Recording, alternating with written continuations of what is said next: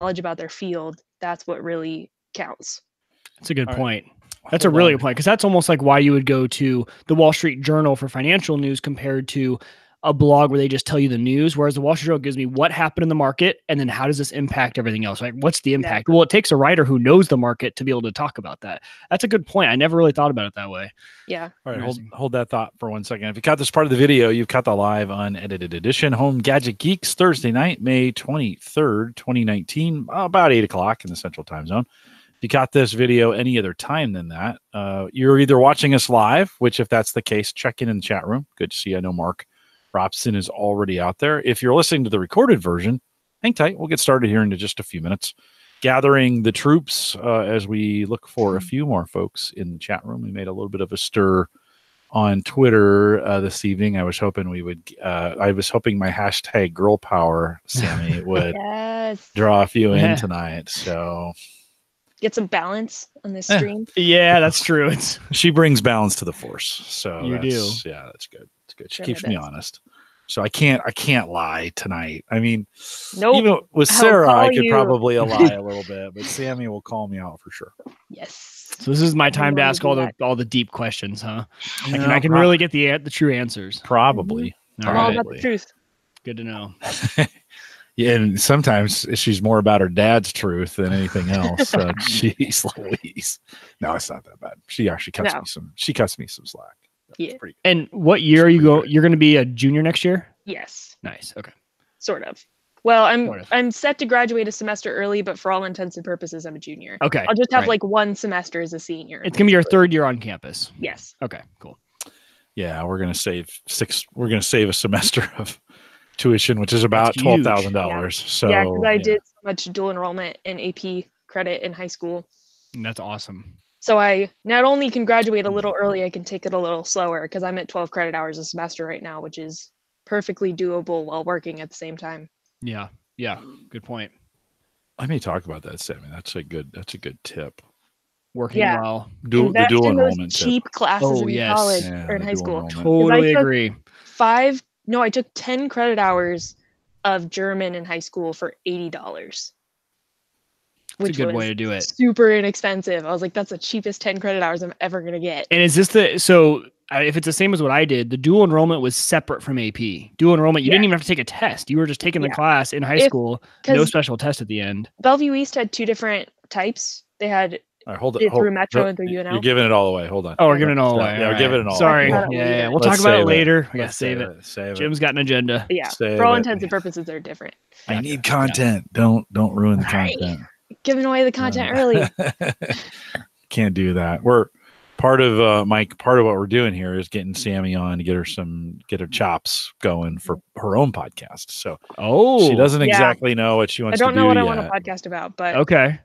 Yeah, I've been talking to advisors in my high school journalism advisor, and she's like, "You're so good at interviewing. You should do podcast or radio or something." And I'm like, I need practice. So I was like, you really should podcast. Yeah, for practice. Amazingly comfortable, right? For being on. I was just gonna say that for the first few minutes, I would have thought you were already doing some sort of podcasting or. Yeah. I just treat it as if I'm interviewing somebody normally for my job. It's just that there's a camera here rather than just audio. Yeah. Perfect. Because I record all my interviews and then type them up later. Well, and I've always said your dad too has a knack for interviewing people. I've always liked being a co-host on his show because I can kind of sit back and watch. He has a way of that, engage next question and really get into the meat and potatoes of what they're doing. So it must run the family over there. I like because that's a unique art. That's harder than you think. When you get into a podcast, I've done solo podcasting and I've brought on guests, and it's so much harder than you think it's ever going to be. And I'm sure as a journalism person, it might come a little bit easier, but for me, I've never done any of that. So I was like, oh, this is really hard to get to like what I want to get to, and to have a cohesive story, like to make it into a story is super hard. I guess that is the harder part with podcasting is you're guiding into the story while you go. Well, I have the advantage of hindsight of then editing it into a cohesive story. So if somebody said something really juicy at the end, I can put that at the beginning. True. And it makes sense. You should, have you listened to the podcast, The Daily by the New York Times? Okay. So the New York Times has a podcast called The Daily. Michael Balbaro is the host. go listen to that, because obviously it's a New York Times, so it's like it is their journalism podcast, and it is amazing. Michael Balbaro, the host, he's the role of the listener. So while he's asking questions, he's not trying to be an expert. He's letting the other journalists. So he interviews the journalist who wrote the story about their article. That's kind of like what we do. Our TV station does what they call story behind the story, where they interview us. They interview 3 different reporters every week about stories that we wrote. I had never even heard of that concept, and it's amazing though, because you really do feel like Michael, the host, is you like, oh, that's a question I would ask. Like, he's not some super smart journalist asking some question that I don't know the answer, like I wouldn't ask. He's like, no, explain now. What does that even mean to these people? And you're like, oh, okay, really cool. And so it's every day, Monday through Friday, and it's awesome. It covers a really cool story. They've been covering like a lot of like the Trump stuff and the investigations, and it's been fantastic. They do a lot of other cool stories too. So check it out. It would be right up your alley if that's what you're wanting to do. Dope. Yep, yeah. It is dope. It's really good. I listen to it every day. It's how I get my daily dose of news. So it's awesome. Yeah, because I've been backing super far away from social media lately. I just the other day deleted Facebook and Twitter from my phone. I'm so jealous. I can't. I want to take that plunge too. I have to have them because I have to post my stories every week when they come out on Twitter and Facebook. But over the summer, I'm like, I'm done, because I'm like, I need better places to get more quality news rather than just what people are sharing, because viral is not good. Viral does not equal quality journalism. I know that's gotta be so hard as a journalist to admit that, though, right? Because obviously you want your story to go viral, you want eyeballs, you want people to read, but then you're like, but in reality, viral isn't always good. No, but to be fair, it's the viral, really crap stories that always go viral that are so one-sided, Because the things that are really important are uncomfortable to read about. Or uncomfortable to write about. And so it's like people don't want to share that. They don't want to read that, but it's important to know. That's a good way to put it. Uncomfortable. You're totally right. It's like the stuff that makes you, But on social media, people don't get uncomfortable because they get these silos of everyone who thinks like them, that group think where it's like, oh, everyone here posts about everything I agree with. So it's like, oh, it fuels my fire kind of. So yeah, that's what the Daily does for me, is because it leans a little bit left, not super left, but just a tad, right? Yeah. And so it gives me a little bit more perspective. They try and stay really central, which is good, but it makes me kind of expand, and it's awesome. I love it. Sounds great. I'll have to listen to it. I just subscribed to it on my phone. You guys done meeting each other? Sorry. We're done meeting each other. Sorry. We started the show without you, Jim. Yeah, we're just gonna go. It's super great. Like, it's super great. Network. I'll just take your job. Gadget Geeks. Show number 250, whatever we are. 403. 403 for Thursday, May 25th, 2019. 23rd. I'm terrible host. I had an alert. I had an alert on my phone for an event on the 25th, so that's why I said 25th. Super great. No, I guess we'll have a lot to talk about. So let's get this thing going. We should have had my sister on too, because she's a journalist. She was a mass media major. That would have been great. They would have. You and I wouldn't have talked at all. Yeah, we would have just talked to each other. And you would have. It would have been great. It would have been great. And that's okay. Like, that's okay. It's the hard part. Like you were talking about earlier. The hard part's kind of knowing when to let that conversation roll. Yeah. And actually, so a lot of the work I do at Gallup, I'm the host, but I talk very little in a lot of those podcasts. And so it's kind of letting it roll until you sense like, okay, it needs something added, or somebody in the chat room says something and you have to kind of break in. Or bring it back to center a little bit if it drifted a little bit. Kind of bring it back. Yeah. That's I got really great hosts, though. Because my training is, if somebody starts going off on a tangent, follow that tangent, because it's probably important. Oh, there you go. That's true. Yeah. Well, and Sammy, to be honest, it's important here too. Like, I think, I am good at letting it go on a tangent as well, if that's where it needs to go. Like, I don't always, we're not always trying to stay. Part of it is because we never have an agenda for the most part. And we got things written down tonight, but good luck. Yeah. Good luck. I mean, oftentimes I've got stuff written down and we're 35 minutes into the podcast and we haven't covered any of it. And I'm like, oh, yikes. We better, figure this thing out. Jim said the weather, which led to one other conversation. We've talked about that for 30 minutes. Yeah. We've started the show off the weather. I mean, we've had that happen where the weather bit comes in and then all of a sudden it leads to a tech story of some kind. And then pretty soon we're like, we post the show with show notes. So we'll get a good crowd tonight. Welcome, Mark, Ronacy out there, Ken. Good to see you guys. Brian just jumped in. So, all right, let me flip this thing over. I probably drank too much of that Guinness too fast. Had some pretty sweet chicken. Was that chicken salad that we had, Sammy? Yeah. Did you make that or did Mom? Mom made it. Oh, it was pretty bomb. It was super good. Okay, let's do this thing. Here we go.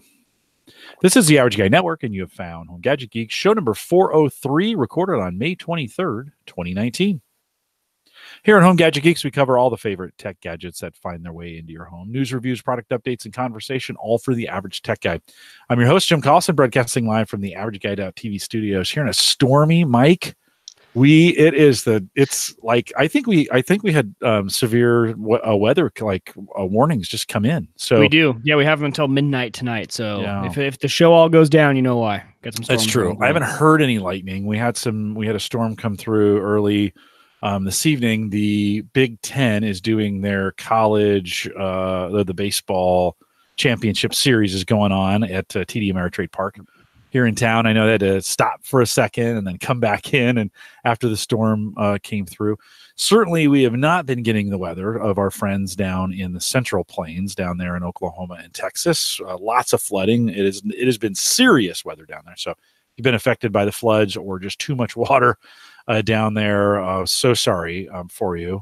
And it's just that time of year. And of course, we in the Midwest are kind of used to this, but it can be kind of jarring. So be safe. Make sure you're using all your technology this time of year, especially in the plains, to track the weather. Of course, we post a show with world-class show notes each week out at theaverageguy.tv, and there will be a few tonight. You can also join us live on our mobile app. Don't forget to download, and you can get it for free. We thank our Patreon supporters who do that for us every single month, and we appreciate what you guys do. HomeGadgetGeeks.com. You can download that iPhone, Android, have it available. Best way to listen on the road, or if you have limited bandwidth, or you can do it live on Thursday nights. It'll pop up and be available there. But best way to get that, HomeGadgetGeeks.com. I want to thank everybody as well who's joined us in our Discord group. Mike, that thing has been doing pretty well. It kind of goes in waves, right? Yeah. Bunch of activity, then kind of nothing, bunch of activity. I think until we get maybe to the 200 number, don't you think it'll probably be kind of off and on? Yeah, and we get these spikes. You can tell when people start to listen to the podcast over the weekend or on Monday. We'll get a lot of people to join on that Sunday, Monday time frame, and a lot of good conversations still going on out there. People are still posting great stuff. It's been great having the different categories. So find a category that you're interested in and go and speak your mind and chat. Join us in the Discord group. My daughter, Samantha, we call her Sammy, I-E. If you're going to spell it, don't mess that up. She will. Yeah, then you won't be able to find me on Twitter. She will absolutely crush you. We were going to have her on last week, but moved it to this week. And Sammy, welcome to your first Home Gadget Geeks. Thanks for having me. I'm happy to be here. Let's get to know you a little bit. Like most of the folks who listen to Home Gadget Geeks have heard me talk about you. I probably talk about you more on the Gallup podcast that I do, not as much here, but a lot of family stories. I'm sure you've been mentioned a dozen or so. But tell us where you're at in school and what you're studying. So this fall I'll be a junior at Northwest Missouri State, and I'm studying, my full major is mass media and multimedia journalism, which is just journalism for the most part. I work for the Northwest Missourian. This fall I will be the campus news editor, and that's about it. That's a promotion. Congratulations on that. It's always nice for dad to hear his daughter gets promoted. I had a friend at work call you the editor-in-chief, so you got that promotion as well. Even though that's not necessarily true. Jen said in her mind, you will always be the editor-in-chief. That's super kind of her. Journalism is under attack, like especially here in the United States, right? It's just a crazy time to be a journalist. Why would you want to be a journalist in 2019? This has been a passion of yours for a while. You wrote for the school newspaper when you were in high school. Why journalism? I came to journalism in a kind of roundabout way, but I've always, at the heart of it for me, is storytelling. I've always been interested in stories. I read a lot as a kid. I love movies. I love TV shows. I now love podcasts. And when I was younger, I thought I wanted to be a novelist, but I never had the patience for that. And I just didn't, long form didn't appeal to me in the way that I think and the way that I write. but I kind of stumbled into journalism through a series of classes in high school and just really fell in love with it, with getting to interact with real people and tell their stories and get into what the world is actually like, because sometimes it can feel like you live in a bubble when you stay in one town for as long as I've lived in Bellevue. So I kind of fell into it that way and fell in love with it, and I've loved it ever since. I've been doing it for 4 or 5 years now, and it's a challenge, but I love it, and I love every single story that I learn something through it and that I get to meet so many people. Tech has disrupted the news world. For sure. You know, papers, like newspapers around the country, maybe around the world, are struggling to just have enough subscribers. They're having to change to print. I mean, they're having to change to go completely online. If you go to an online newspaper today, it's just a mess. Like they have to push so many ads your way to even have it make sense. How do you feel? I mean, going into knowing in a couple of years you're going to graduate and you've got to, you got to get a job to help me pay those student loans that you're currently taking, right? And all those things. How do you feel about the role of technology as it's replaced print? Certainly you guys are still printing on the college campus, right? We get printed, you bring print home and we see it. So it's not completely dead, but talk to me a little bit. How do you feel as a journalist, everything moving to the web, print not as applicable? It's everything's an upheaval. The newspaper industry is trying to figure out how to fund this stuff and how to make it work. How do you feel about that? I think that, well, in terms of advertising, news has always been driven really heavily by advertising. Most newspapers for the past couple decades have been more advertisements than content. So we're just seeing that translated to web. And so that might look different from a web perspective where we're used to things being not advertised or free. But I don't think it's that different. But I think the thing that affects us most is people's attention spans are shortening, and they also want more content that accesses multiple stimuli. So people don't have as much patience for just sitting and reading and that's it.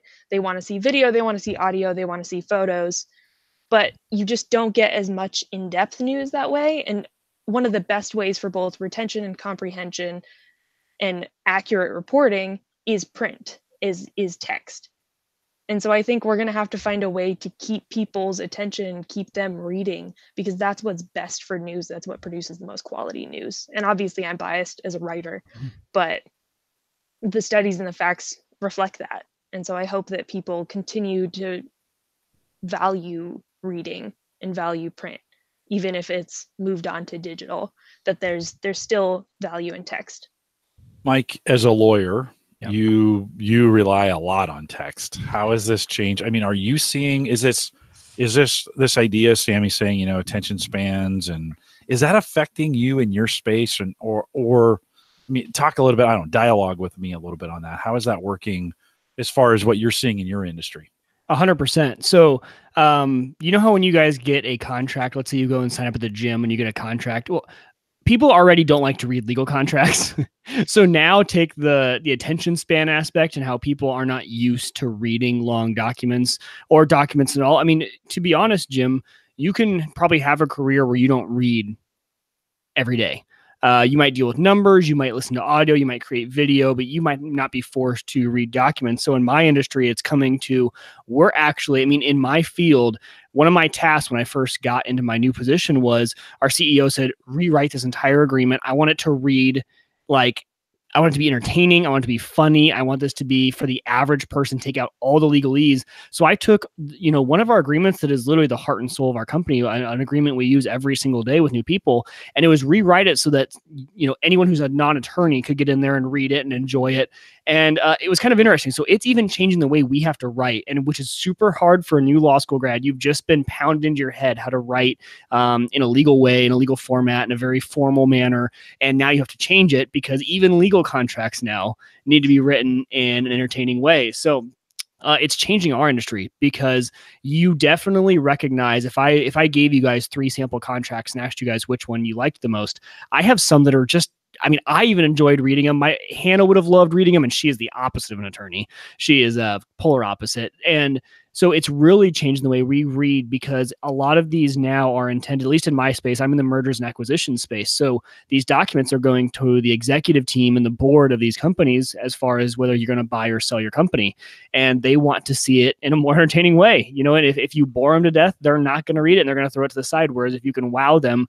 So I never thought we'd get to a day where I need to write a contract that's actually going to entertain the opposing party. So opposing counsel. Now opposing counsel will understand, and they hate it, and I hate it as an attorney because it doesn't, legal language has a meaning. Like there is a reason legal language is the way it is. A lot of people think we're just being uppity and lawyers like to do it, so only lawyers can read it. And that's not true. I mean, a lot of this stuff has case law around what a certain word means, and there's all this history. And actually, if you're a historian, if you are a true writer, you probably really do like the way lawyers write, because it has meaning, it has history. It's really kind of it's an art form. You find lawyers who can write in a legal way and they're effective with it. It's actually a really fine art, and it's kind of really interesting to find a lawyer who can write like that. So yeah, it's affecting us too. But as far as me listening, I read so much every single day for my job. I am guilty. Sammy, don't kill me. I am guilty of getting a lot of my news in podcast form or audio form, video form, just because the only time I have is the drive to work, maybe the drive home, and then over the lunch hour where I'm eating, and I'm already reading so much during the day that my eyes just need a break. I just need to kind of listen to it. But my big concern, and Sam, you have to weigh in on this, is because what I'm concerned with is the journalists, right? The ones who go out and do the hard work. They knock on doors, they get the story, they're investigative journalists, they're getting the nitty gritty details. They're doing the hard work. They work for, the big news publications, the ones we all know about, right? Whether it's your big city newspaper, it's your New York Times, Wall Street Journal, all the big papers. And they're the ones that, Jim, you mentioned earlier, are struggling to figure out how to fund the paper, whether it's advertisements or things like that. And then you get all of the I call it kind of secondhand news, where it's the bloggers who pick up a story from the New York Times, they get the facts from there, and they put their opinion on top of it. But maybe that didn't take as much, and we need the investigative journalists to do the hard work. So it scares me how people are focusing now more on the blogs and everything like this. There's nothing wrong with blogs. I love getting my news because it provides a different perspective. But if we don't have that initial source, those people, we were talking in pre-show, the people who go out and get the beat journalists, right? The ones who get the real story. Without those people, everyone else is up a creek without a paddle, right? Like they don't even have the base journalism to go off of. So, I mean, is that true, or is that just a outsider's perspective on what's going on? But I see it as a lot of the people are taking the good journalism and kind of branching off and taking it and doing their own spin on it. Yeah, we struggle with that. Not so much at smaller newspapers, but overall in the kind of culture around journalism now, especially I personally have a lot of beef with the fact that we have a 24-hour TV news cycle and what that's done to journalism, because it's all commentary. It's all political commentary. And so the heart of the story kind of gets distorted, because it's easier to just take the facts that match your viewpoint and then put a spin on it, and that's easy to digest. But I think the big thing, thinking about what journalism looks like in 2019, I think the important thing is to get comfortable with being uncomfortable, because the facts are not always going to line up with what you want to believe, or what your preconceived notions are, or what your worldview is. And so sometimes you're going to get something thrown at you, or a story thrown at you, and you're going to be like, that completely gives me cognitive dissonance, and you have to process that, get through it, and then move on and learn and grow from that. And so that's why I think news is so important still, in spite of the culture of 24-hour news cycles and bloggers, that the facts and the two-sided and the multi-sided situations are still important. I totally agree. That's why I hope we figure out a way to fund the journalists who are going out and doing the hard work. Yes, right? Hard agree. Like we need to find some way besides advertising, or some way to fund it, because otherwise there's going to be no real journalism. It's going to be just all the secondhand. And actually the secondhand people won't even have a job either, because they won't have anything to report on. Because a lot of them are pulling the facts from a lot of the people. And we were talking about a podcast earlier. It's called The Daily, in the New York Times. It's their podcast. And in this podcast, they interview journalists about their article. And when I hear the amount of work that goes into one article that these people do, I mean, some of these people are working on these articles for more than a year. right? Yeah. And I mean, it's not rare. And that was shocking to me, especially in what we just talked about in the age of quick 24/7, news cycle, get it in, get it out fast. As soon as it happens, get it online. And it was baffling to me, but it also showed me that, okay, it's there's almost like two styles of journalism. There's the 24/7 news cycle where they want it fast, they want it now, they want it emotional, they want it polarizing one side or the other, get your attention. And then there's the people who actually put in the time and the effort to look at every single angle. And man, it kind of opened my eyes to this whole world of journalism that I didn't even know existed. Yeah, there's a lot of newspapers and outlets that their policy is we have to have it first. It doesn't matter if it's right. And they'll run 20 corrections on a story. And in the end, the thing that they originally ran with as soon as it broke is from whole cloth wrong. Really? Yes. And so that's distressing to me because people need to have patience with journalism, because good journalism takes time, and it takes talking to a million people and taking multiple half-hour to 3-hour interviews and breaking them down into the most important parts and putting that into a cohesive story. That takes time, but that stuff is important, and that's the real truth. That's where you're going to get to the heart of the issue. Okay, couple things coming from the chat room. Let me just jump in really quick. So, Mike, earlier when you said mergers and acquisitions, it sounded like murders. Everyone says that. I've got to really enunciate my mergers. Yeah, I've got to slow down. So that's why I say M&A. But then some people who aren't familiar, they say, what's M&A? And I say, mergers and acquisitions. No, mergers and acquisitions. Mergers. No, it's super good. I think everybody thought it was just a sound. I've thought about going into murders law too. Criminal. Well, you are a lawyer. Yeah, I'm a lawyer. We could switch that up. We could go that way too. That's the exciting stuff, right? Yeah, exactly. Justin says from the chat room, he says he wants his a news feed aggregator that dedupes the data and searches for original sources that provides hard facts only. I think we all do. I do think, because this is a human deal, no matter what you do, you introduce bias, right, into what we're doing.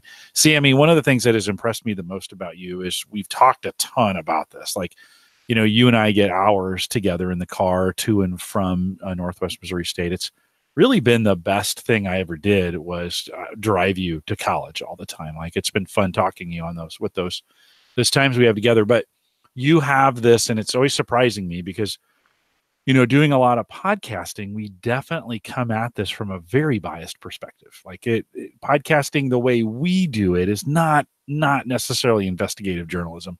We spout a few things. We don't necessarily treat things fairly. It's not intended to be that way. There's news in it, buried in it. There's facts and those kinds of things buried in it. But you've been very concerned about being unbiased. What is the drive for you? Like, that keeps coming up, of being fair. I mean, you certainly have your own opinions, and I have heard them. Trust me. Yeah, I am very opinionated in spite of what the persona I come across. Her political leanings are different than my political leanings, and that's okay, right? Because we have a safe space here at the house to be able to talk about those things. But why is that so important to you? Why is that idea of being unbiased so important to you? Yeah, I joke sometimes I'll be having a conversation with somebody and I'm like, okay, I'm taking my journalism cap off, or this is person Sammy and this is journalism Sammy, because you kind of have to take your opinions and just put them in a box and put them away. But I think that's so important because of trust and respect. I want my audience to trust me regardless of what my opinions are. They want to trust that I'm going to tell them what the truth is regardless of what I come across. And if somebody tells me something in an interview that is the whole truth and it conflicts with my worldview, I have to shove my worldview aside and I have to print that because it's for the good of the audience. And I want them to trust and respect me and have that put that faith in me as a writer. We're doing a whole series at Gallup around trust in the media. We have a brand new podcast coming out called Outside the Echo Chamber, or Out of the Echo Chamber, I think is what we're calling it. Brand new. We haven't even put an episode out yet, but Sammy, we're focusing on this idea of trust. I played the trailer for you and you're like, yes. Because that is important, right? Now, the facts is tough still. It is tough. And it's not always truth is not always truth. Is still the way we see things is still filtered through our own cultural or education or historical biases that we have.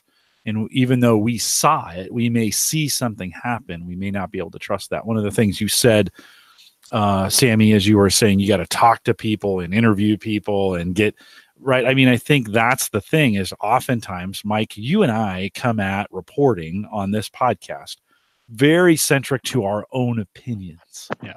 Right. How did I like it? What did it do? There may be some facts buried in those opinions somewhere, but it's very me centered. Sammy, what I'm hearing a lot of times, the heart of journalism is getting more than just how you think or feel about what other people say, what other people do. What are you using from a tech perspective when we think about some of the tools you use today? What does the modern journalist use? What are the tools? What are some things that you use? My number one tool that I use for everything is this. Is my phone.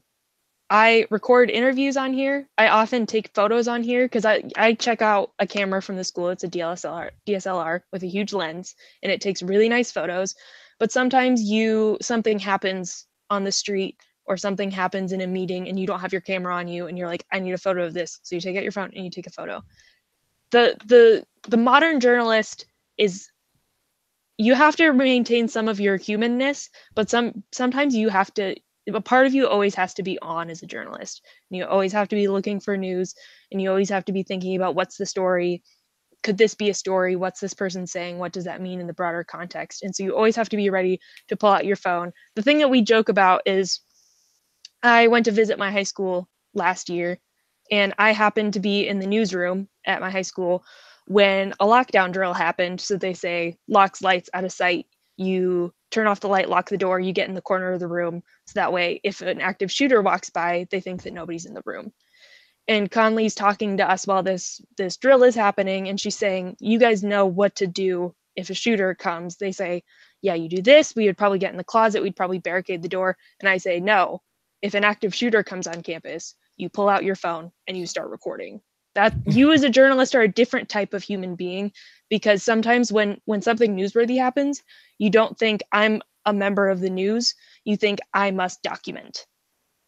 And so the journalist is mobile. I can theoretically do my entire job on my phone. So that is the most important tool to me.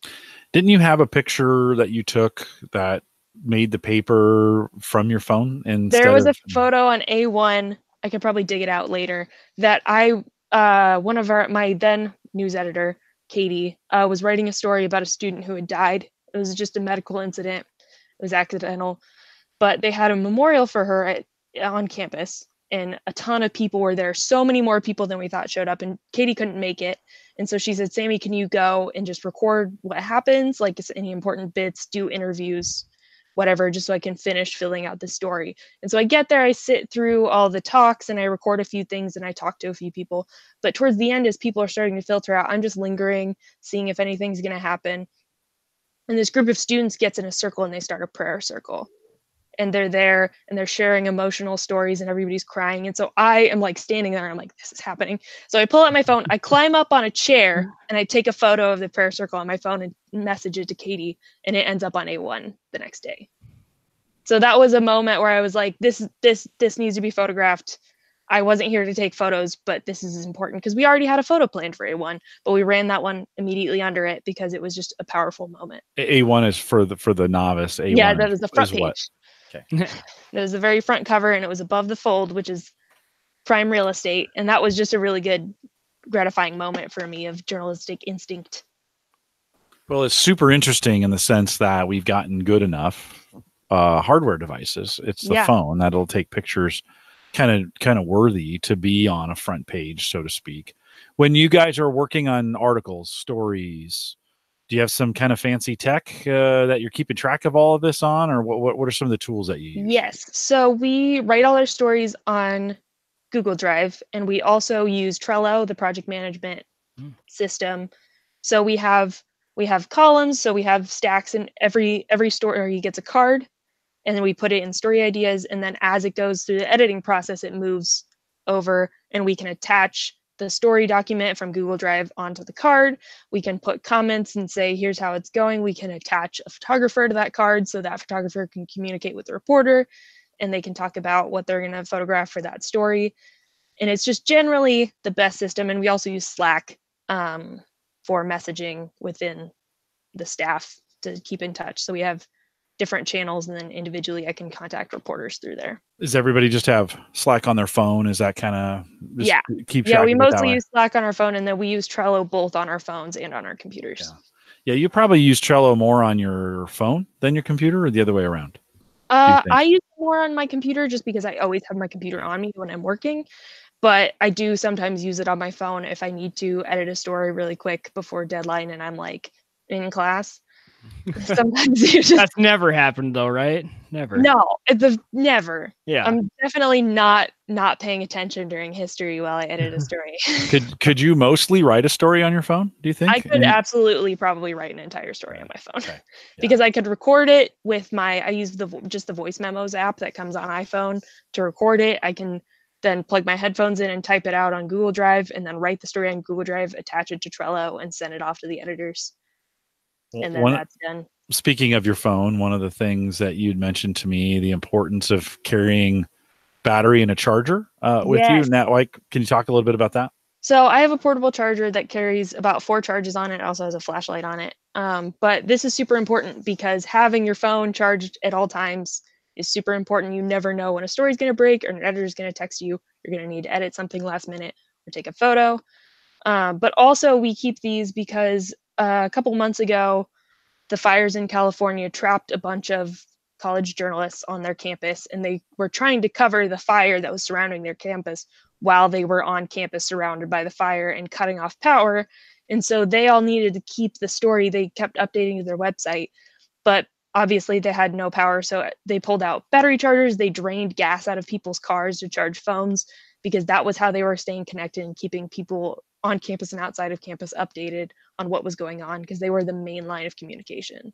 You just have that one? I have that. I just have the one. I can also charge off of my laptop, but on campus we started developing a disaster management plan or disaster coverage plan, and that involves we need to get more portable chargers either for our newsroom or like individual journalists need to get them, so that way if a disaster does happen and we do lose power, we can keep our phones and laptops charged, so that way we continue covering even though we may be in the middle of a disaster. What brand is that one? It is Case Logic.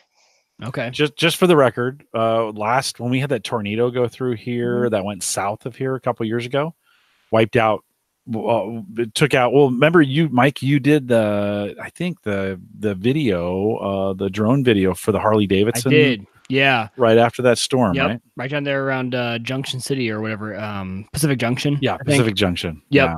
Yeah, they got hit by it hard. We lost power for 4 days. It was kind of kind of a nightmare.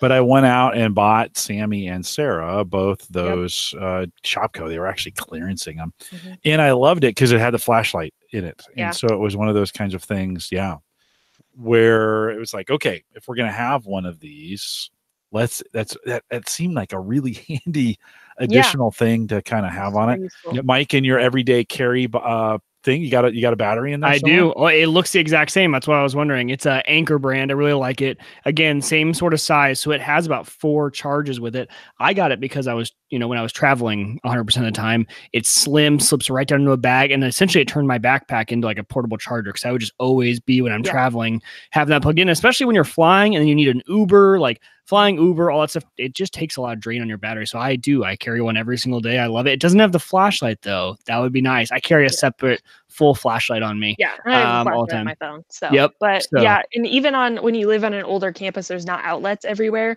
Or if you're in the dining hall, everybody's always hogging the few outlets that are in there. So it's nice to have on hand if I'm just doing several back-to-back classes and my phone is dying. As I'm using it, I can plug it in. And I also have a 6-foot phone charger cable that I keep in my backpack. So that way, if there is an outlet free or I need to slip it in my backpack and still work on it, I always have enough charger cable length that I can, or like if the power strip is all the way under the desk and you don't want to pull it all the way out. Oh yeah. Long phone charger cables are an underrated investment. Totally agree. Everyone complains about the bulk of them when you're carrying them. Like, no. They're So totally worth worth it. it. I do the same thing. And your dad, I think, Jim, you were the one who taught me, I think it was you, that when you're traveling, get the 3-prong outlet so that if you're at an airport, and same thing as you just said, and there's only one outlet, like, hey, can you unplug? I'll plug this in, and you can still plug in. So if you have the 3-prong, and so I got one of the 3-prong with USBs on it, so that even if someone was taking up the spots, I'm like, hey, all I just need to do is plug this in. You can plug your stuff right in. I just need this port. You're one step ahead on the front of being courteous. It was your dad. Your dad got me into this, and I learned it. And literally every single time I was at the airport, there was always that time where someone else had taken both outlets. I'm like, can I just plug in? You can plug right in. They're like, oh yeah, sure, that works. And all was solved. Yeah, nobody ever says no to that, by the way. No one. There's no, like, why would you? No. Sorry. It's like, hey, I'm gonna pull it for a second and plug in, and like, oh yeah, that's fine. Belkin makes that kind of it's the same one. I have it right here, actually. 2 or 3. I bought one that's a square that's got 2 on the side, and then the USB is on the top. That's also super handy to have, kind of keep in your bag. That's Sammy. Do you keep any other from a gadgetry standpoint stuff that you keep on you? Any other gadgets that you find really important? My headphones. Yeah. I have Audio-Technica Bluetooth over-the-ear headphones. I use this more than like tied with my laptop. Second place from my phone, most used tech products. I have these on me at all times because I'm always wearing them walking to class, using them when I'm typing interviews off of my phone, when I'm just watching movies in my dorm and don't want to bother my roommate. I probably have headphones on during waking hours more often than I have them off, which is probably not great for my social life, but I talk to people in class, so it's fine. But yeah, I use the crap out of these, and they also have a cable that you can plug in, so I can have them Bluetooth connected to my phone and then just turn the headphones off and plug them into my laptop, and they can charge while I'm using them. So those look really nice. I like the look of those. Yeah, these are super great. I've had them since October, and they will probably last for eons and eons because I was so tired of earbuds that break after 6 months, and you have to buy those, and they're $30 every time. I'd rather just invest and Mike, keep these for we were forever. constantly buying her Apple branded earbuds, and she was just crushing them. Like every semester, Sarah was saying to me, we're gonna have to get her new earbuds. I'm like, I just bought her new earbuds. Like, what the heck? So for her birthday this year, I said, let's get you a really nice pair. And we went down to Best Buy, and I let her try them on. And we tried everything from the Beats to the Bose to the Sony to just you name it. She tried them all on, and I was cringing because I thought for sure, I kind of told her she could buy whatever she wanted, and it was kind of cringing because I like Bose. She's gonna say Bose. She's gonna say Bose. Now, Jim, you know how good those are though because you use them. They're fantastic. They are super nice, but these are a great middle price alternative because they are just as comfortable. They're a little bit smaller. They fold up and they're portable, and I can just stick them in my backpack, and they sound super great when I'm listening to music all the time. They're actually a little more comfortable than the Bose. Are they really? The Bose are a little tight on my head. Yeah, and they have the pads have just a little bit more firmness, which is counterintuitive, but it is more comfortable. Yeah. This is good because I've been looking. So I have the Quiet Comfort 15s, the noise, or is it 25s? One of the two. Probably 25. 25. So they're noise canceling, but they have the cord. They're not Bluetooth. They're the old style. I mean, I got these things back when I was an undergrad. They have lasted. They are the best headphones I have ever had. I have traveled with them every single week. Same as you, Sammy. When I was traveling, I mean, I had them on my head more than I didn't. And so they've lasted so long, but now with the cord, I can't use them with my phone, and I don't want to carry that adapter. So I'm like, okay, if I'm going to upgrade, I want to kind of start fresh and look at all the options. So maybe I need to look at those Audio-Technicas. I've been looking at, cause I have AirPods though, but on flights, AirPods are useless. Just like every other earbud on a flight, you need the over ear noise canceling. And so I've been carrying around, actually, I just plugged into my iPad last time. I used my Bose with an iPad instead of my phone. It was a total pain. Question for you though. So are these devices, so I have a portable recorder here. This is a Tascam DR40. I use this for podcasting because it's got actually DSLR on the bottom. So I can actually plug full microphones into this and record. Are portable recorders, are those a thing of the past now with phones for journalists? Because I notice I always see people now holding up their phone, not holding up a portable recorder. I think so, yes. Unless you're doing radio or doing something like NPR format where you do interviews and then edit together into a story audio format wise. I use my phone 100% of the time. Okay. Because the quality is good enough that even in a loud, crowded, like I did an interview in a Starbucks it like peak time at like noon on a Saturday, and I could hear the person I was interviewing just fine. Really? And did you just have it set on the table? Were you kind of going I'll back either and set it forth? on the table, or if I'm standing, I'll hold it like between us, like halfway between us. That way I can hear my questions and then hear them as well. But it picks them up just fine. The audio quality is great. And for typing up interviews, it works, and it's always on me.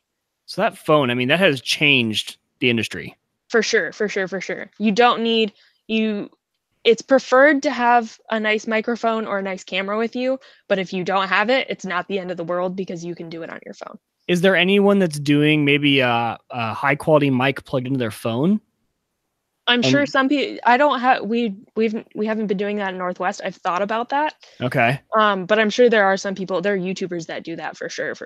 Right, and maybe once if you got into podcasting, maybe that would be a time where you would maybe look. I've never even looked in the options. I really don't know what would even be an option for. I'm sure there are a bunch of high quality microphones. Yeah, that just plug into the bottom of your phone. Yeah, it would make sense. I'm sure there is that. I haven't used it, but I'm sure it would up my audio quality a little bit.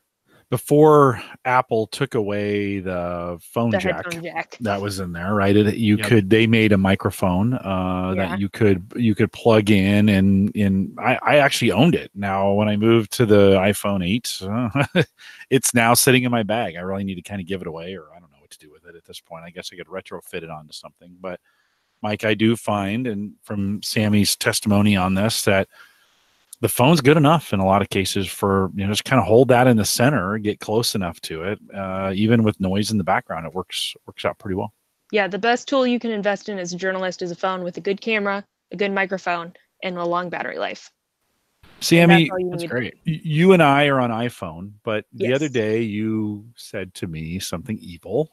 Oh, and so why don't you repeat that for everyone? I've been thinking about once my contract with Sprint is up and my iPhone is kaput, as it will be in a few years, I'm sure, because the way of Apple, I'm thinking about switching to Pixel. What? So I can get on Project Fi, and I can also have that good camera. Oh man, my family has. By the way, everybody else in the family, Sammy and I are the only iPhone holders. I was a dedicated lone iPhone user for a while, and then I got Dad on it. Now I'm gonna ditch him. How weird is this, Mike? That the Windows guy becomes the Apple guy, who podcasts with an Apple guy who becomes a Windows guy. I wanted to comment on your comment to her. Where you said, "Oh, you're gonna say something and it's gonna be sacrilege or whatever." I'm like, wait, what? Are you an Apple fan now? We've just gone in circles. How weird! I don't really know which way is up and down. I'm on a PC am I supposed right to now, like Apple? Am I supposed to not like Apple? Yeah. Sammy, do you guys use Macs at the school for any of your, and how does that fit into the lab upstairs has Macs, and then in the newsroom we have Macs because it runs Adobe the best. We use InDesign to design pages. We use Photoshop and Lightroom to edit photos. We use InDesign for video, or not InDesign. We use Premiere for videos. Yeah. We use the full suite. Adobe has really locked up that. I mean, if you want to talk about a monopoly on that end of the market, right? I mean, it's Adobe or nothing, and the prices reflect it, right? Yeah, making it a subscription system has been raking in cash for them. No, it's a. I'm just glad that my school pays for it and I don't. Well, eventually, though, someday you probably will. Like, I do think your future, like, you may work for somebody, but I think the future of journalism has a lot to do with both working maybe for an organization and a side hustle. I can't imagine most of the most successful journalists that I know today are doing their own thing as well as writing freelance, and maybe that's the right way to say it, right? Writing freelance or podcasting freelance. I think there's a space. I alluded to this earlier. Mike and I we're not journalists, we're podcasters, right? And we're having a good time and we're talking about stuff, and we don't really care about bias or unbiased. But Sammy, I think there's a place in podcasting for news done. Mike, you mentioned, before this New York Times one. Sammy, I think there's a place for real journalism in podcasting, and I think so too. Yeah. And I think that as much as I'm personally dedicated to print and writing and reading things in text, there is a place for kind of niche journalism and becoming an expert in one thing and reporting on that no matter where it happens, and being mobile, and then podcasting about it and interviewing people one-on-one about it. I think that there's certainly a place in the industry for that. Yeah. And that could be an avenue to go down. I think it actually goes that way and the other way. Yeah. So some podcasting about some things where you're interviewing people, you turn those interviews. How cool would it be if you're getting, and who knows what kind of content this would be, but where your interviews are public, you're doing these interviews as a podcast, and then you're putting all that information together in print. Today, we're going to live in a day where Google's going to be able to index everything we say audio and video wise. That's coming. But today, really, really important, I think still you get that audio content in written form so that the Google crawler can find it. And do you guys, when you're writing, so as the paper and you're posting as a journalist, are you worried at all about SEO?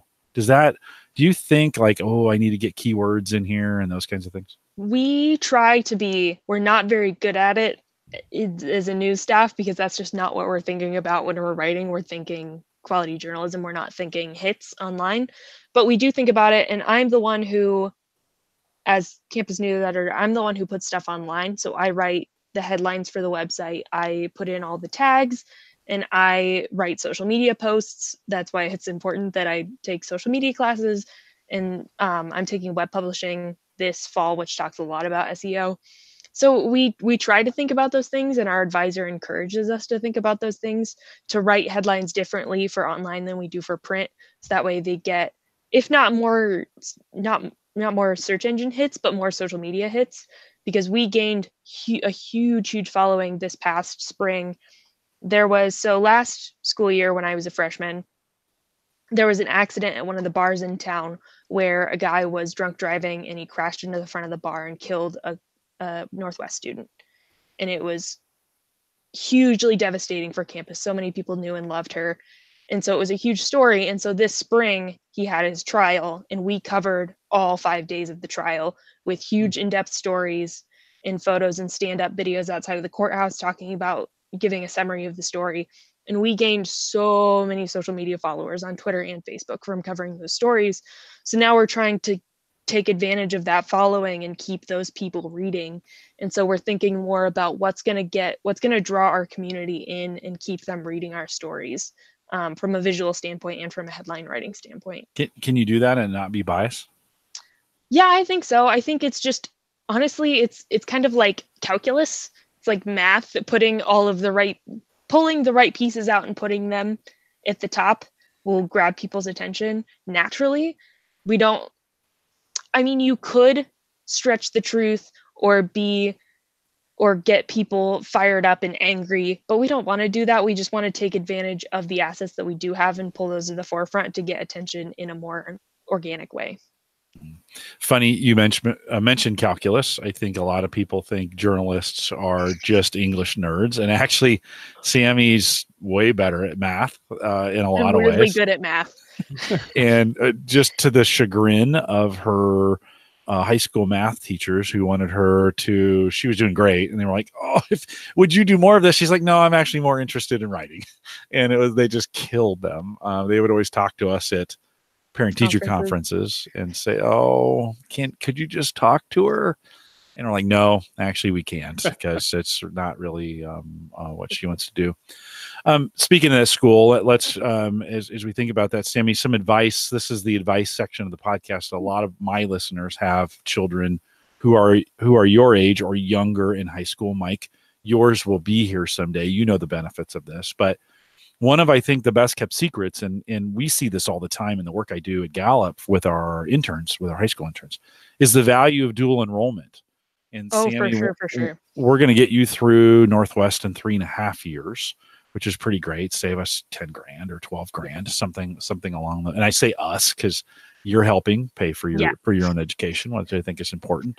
But Mike, I know you took some I think you did, right? You took some dual enrollment too. Yeah. So Sammy, just talk a little bit about what did you take and what was the benefit of it?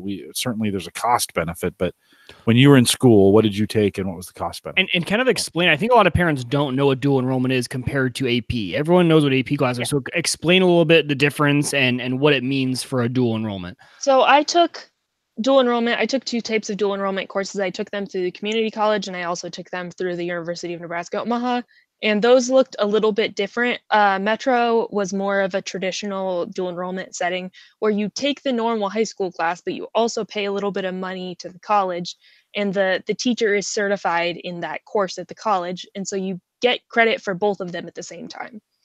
And so I paid $40 to Metro for a semester of psychology and was taught by basically a Metro psychology professor. And so I got credit towards graduating high school for psychology, but I also, that went on my transcript and that went to college. And so I took psychology, 1 semester of psychology and 2 semesters of German through Metro at my high school. And then I also, through UNO does a special deal where you take dual enrollment, but they also pay for you to take the AP test because all of the UNO classes are also AP courses.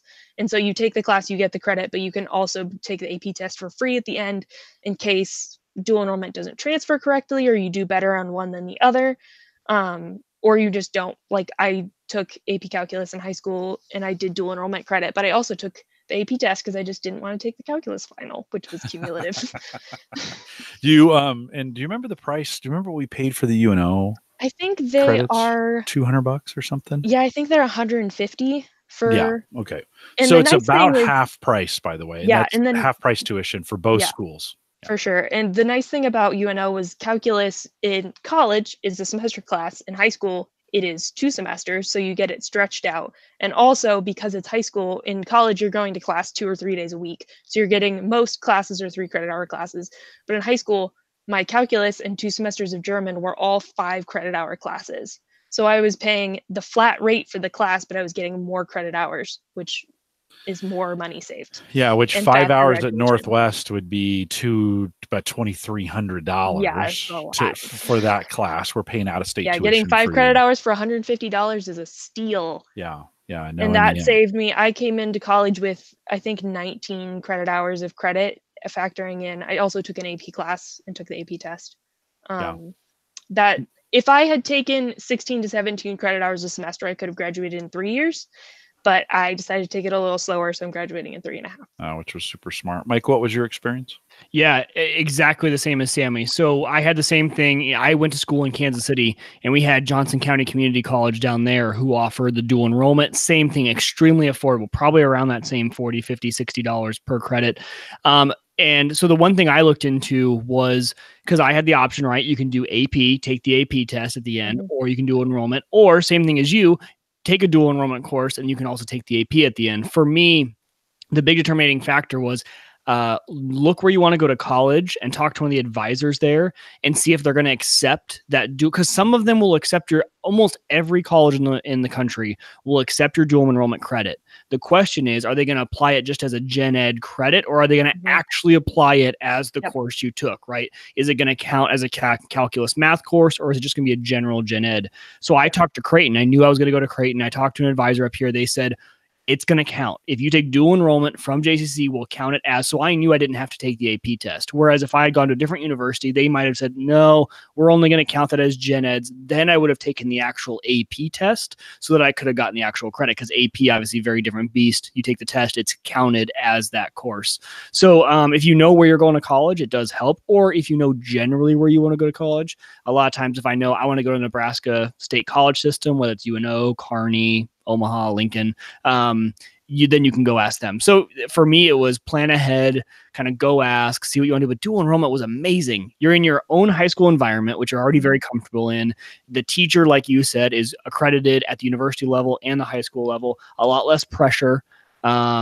A lot less distraction, right? It's much easier to do a class in high school than it is in college. I'll just say it. College has a lot more distractions, right? There's a lot more things that you can do instead of going to class in college. And it's a lot more independent. Yes, exactly. You spend 1 hour in class and then do 2 hours of homework, while in high school you spend 2 hours in class and do half an hour of homework. It's a great way to say it. So you're going to naturally focus on it more, spend more time on it. And you get more help from the teacher because they have fewer students, and they're more engaged.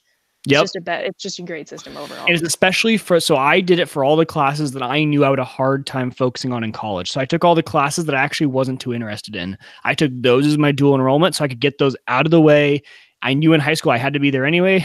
So I might as well take some classes that I didn't care for. So I took all the ones that I wasn't going to be too interested in once I got to college. Yeah. Parents, I would say if you have junior high children or they're in high school right now, it would be really, really worth your while to investigate this idea of dual enrollment in the school that you're in. Even if you think your students are going to end up in junior college or whatever, maybe they're not even thinking about college yet. It is something, and Sammy, you pushed us on this, which I was really glad you did. I didn't quite understand all the things that were happening with it. I wish I would have looked into it more. I wish I would have listened to a podcaster who said, hey, dirtball, go investigate this more. And that's what I'm telling you guys now. You just did it. And then you'd be like, oh yeah, here's the bill. And I remember thinking that I'm like, oh, and then because one semester you were paying like $300 for 2 classes and you're like, this is so much money. And now you're paying money for my summer classes and you're like, this is so much more expensive. I was like, couldn't you have even taken that? Can't we go back in time and take that kind of dual enrollment? It has even more effect too. If you think of, so this is a prime example. If you are an accounting student, if you want to be an accounting student and you want to be a public accountant, so it means you're going to sit for the CPA exam. Okay, if you did dual enrollment, that means you have a bunch of extra credit going into college. The CPA exam to sit for it requires more hours than you would normally get in a 4-year program at a university. So most students, if you come in with nothing to take the CPA, if your advisor is smart, they're telling you take summer classes. So you're taking summer classes every single summer to make sure you get enough hours. If your advisor is not smart, they don't tell you that. You have to take an additional year, or you have to do a master's program in accounting, even to just get the hours to sit for the CPA exam.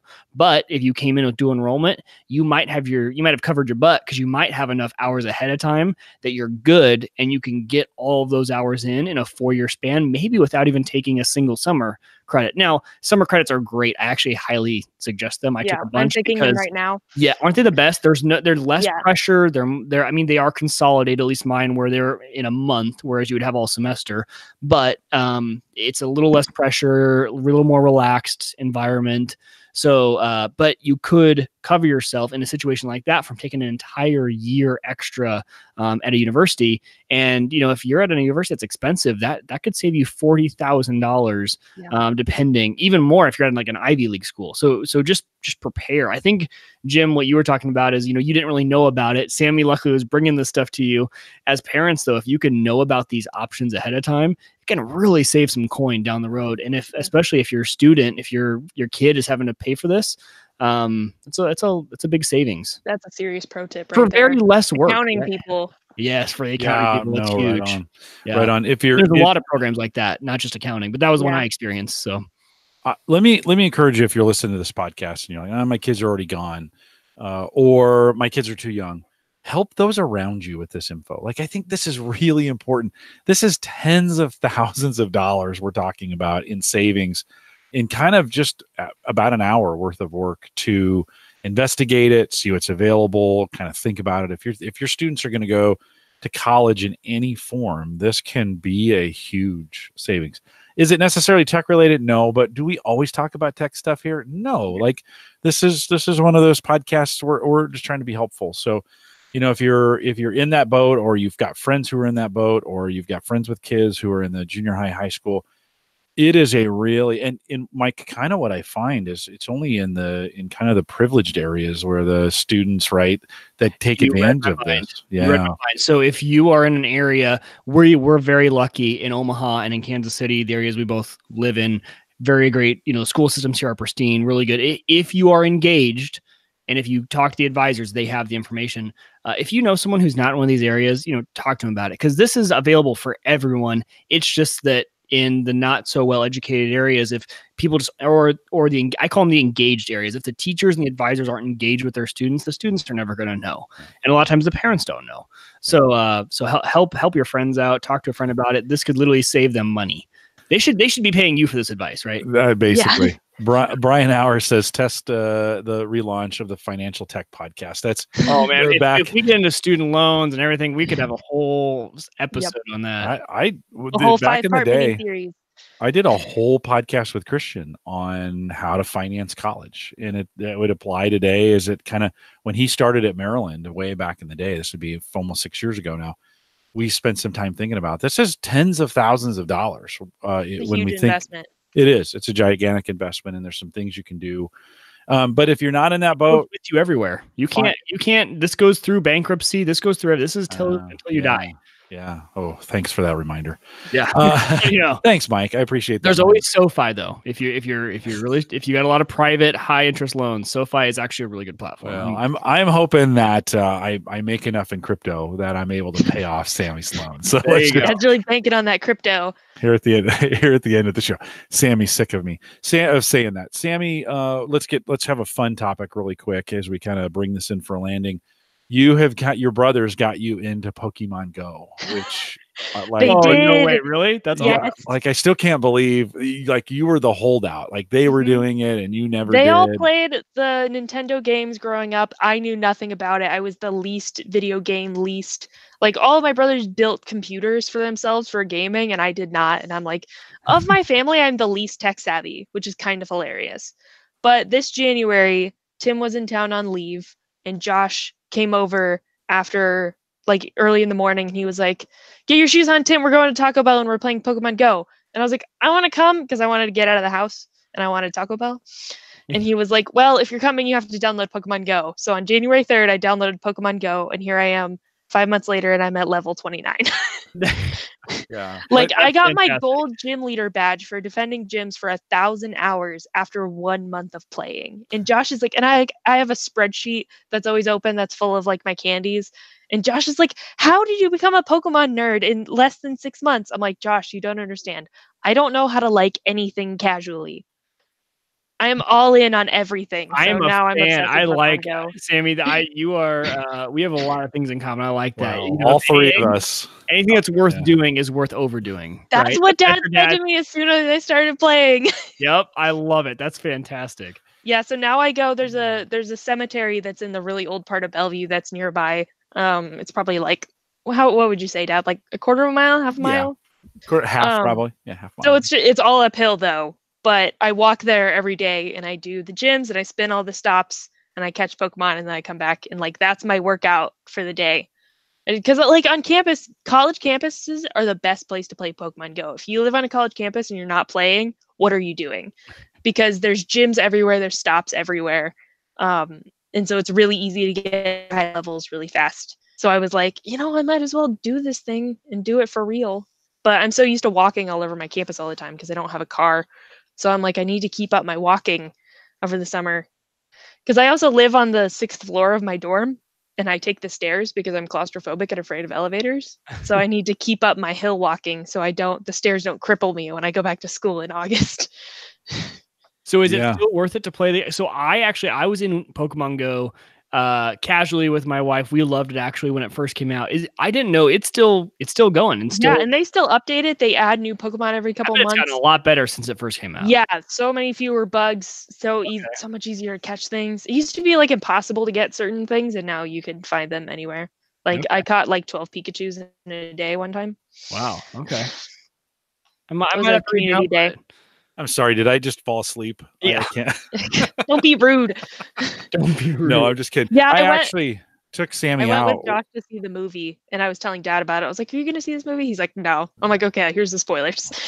But I did go walk with her one night. She was going out to do it, and so we took a walk, and super enjoyable. Great. We love spending time together. So it's fun to be a part of that. I am afraid like this is if I started doing this, it would absolutely get out of control. With all the things that you do, you don't need another thing on your plate. I do not. But for me, it's like the one thing that I keep on my phone that actually is enjoyable because social media has become so unenjoyable and iPhone games are just a dumpster fire of a time.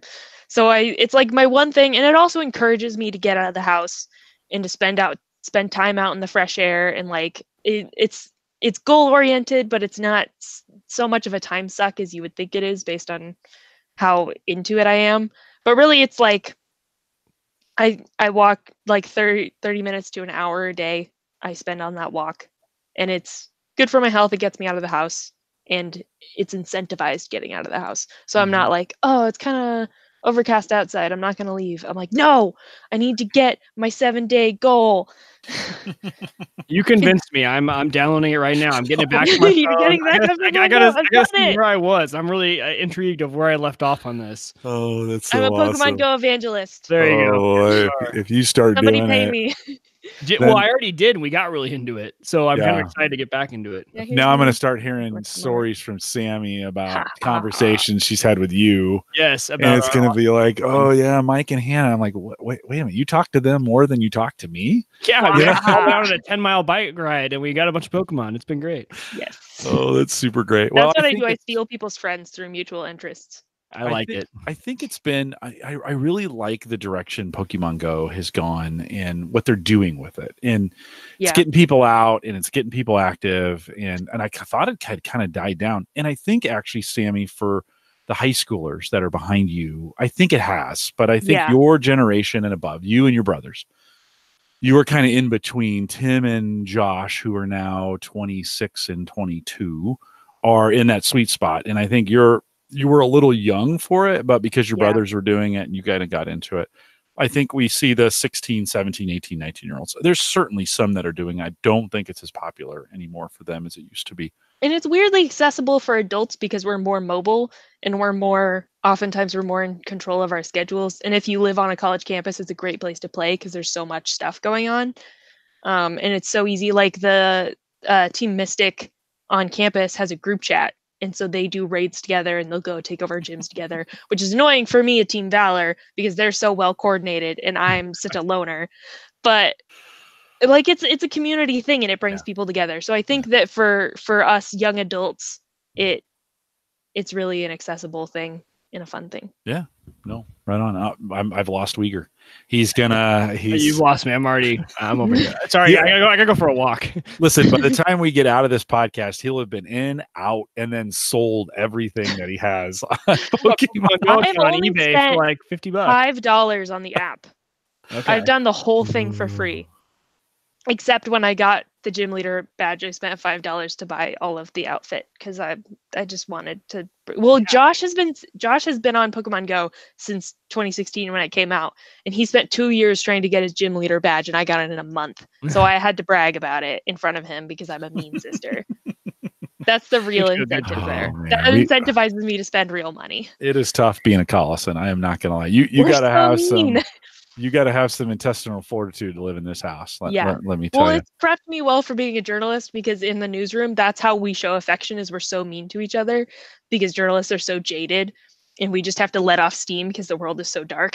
Yeah. Brian in the chat room says Crypto Coin Go, Pokemon Go based mining. Why has no one thought of that? I'm sure somebody has thought of that. I'm sure they have.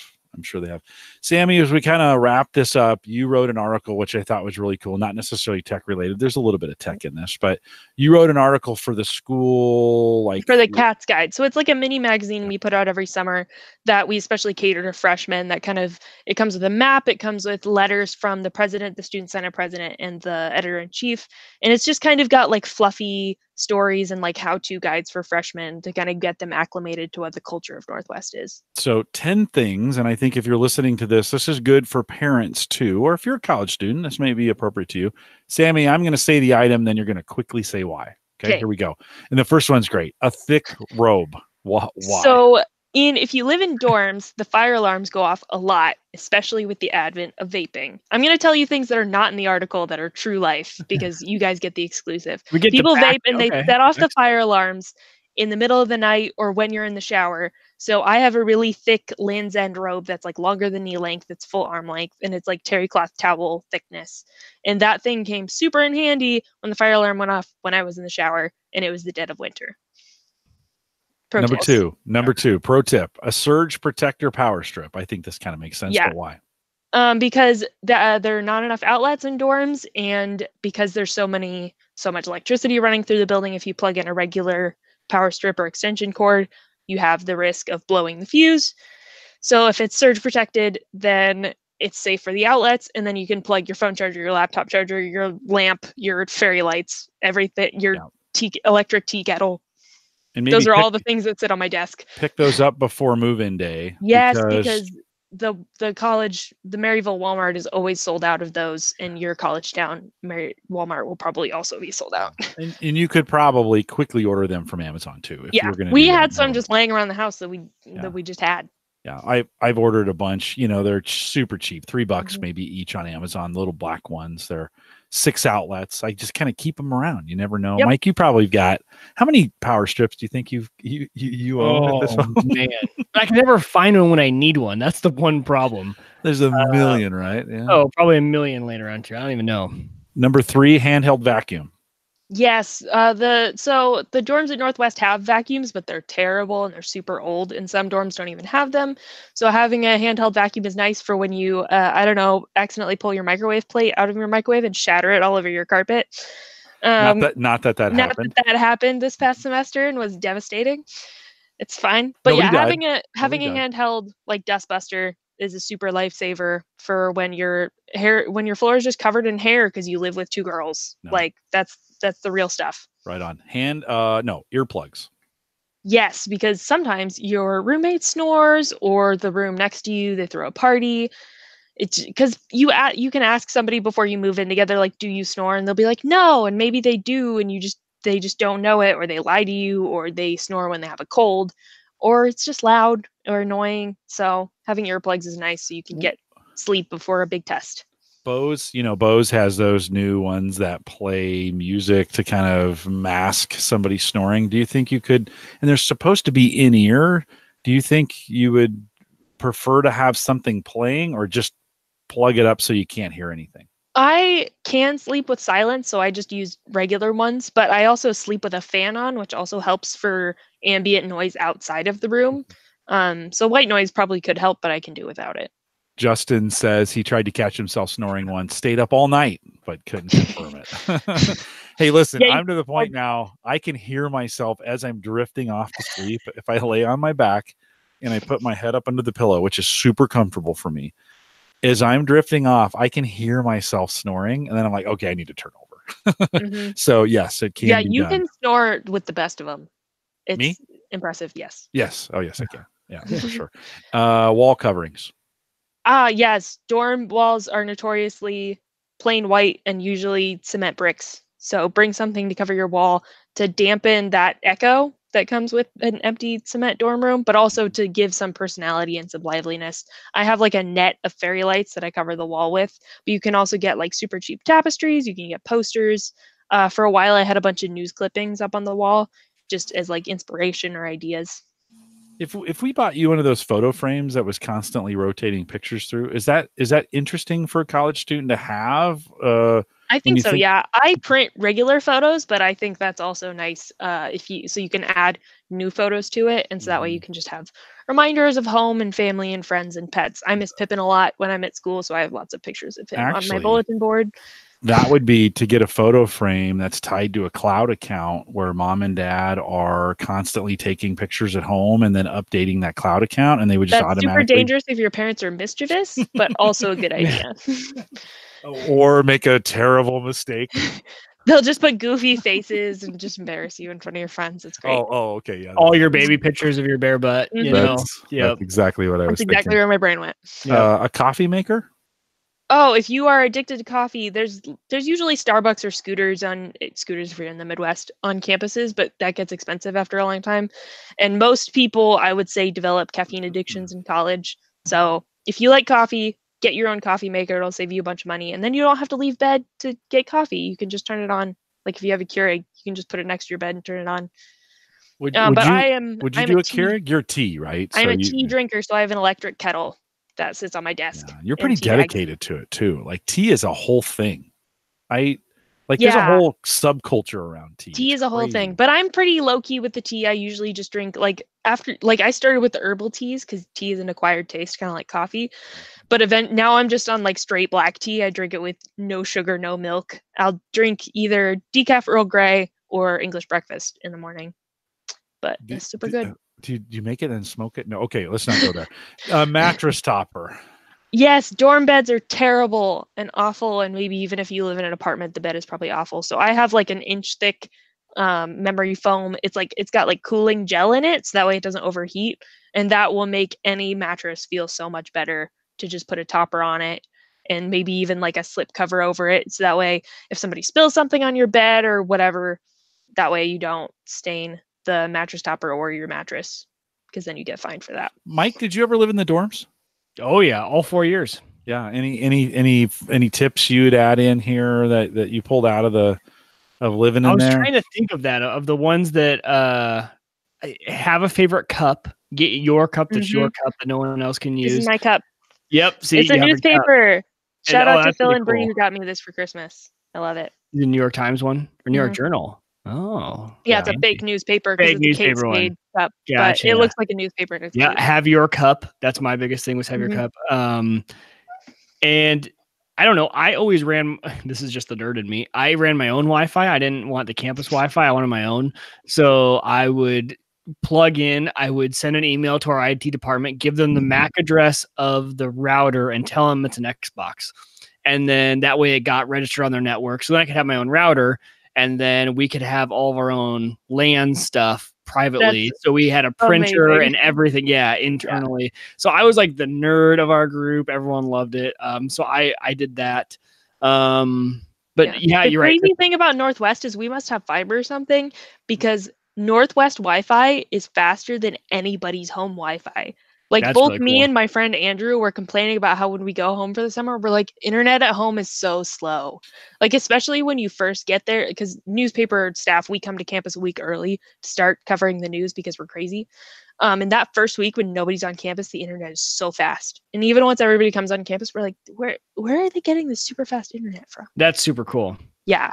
So I love high speeds. And then it was also, though, this was right around the time when smart home stuff was starting to happen and you needed to have your own local network, right? And so that was like, well, we can't do this. Like, we can't all have this local network with campus Wi-Fi. So we had to create our own. So we had a little hack around there. But that's super nerdy. The mattress topper is totally awesome. Totally agree with that. I'm trying to think of anything else, but I think you covered literally all the best aspects. So while we're talking about this, let me put this up. So Sarah said this is our Marine, and they didn't have a good vacuum for their room either. Tim's roommate was complaining about mom walking on the carpet with her shoes on because they were not letting anybody walk on the rug with shoes on because they didn't have a vacuum, and so mom bought Tim a dustbuster for his birthday and mailed it to him in California. That's funny.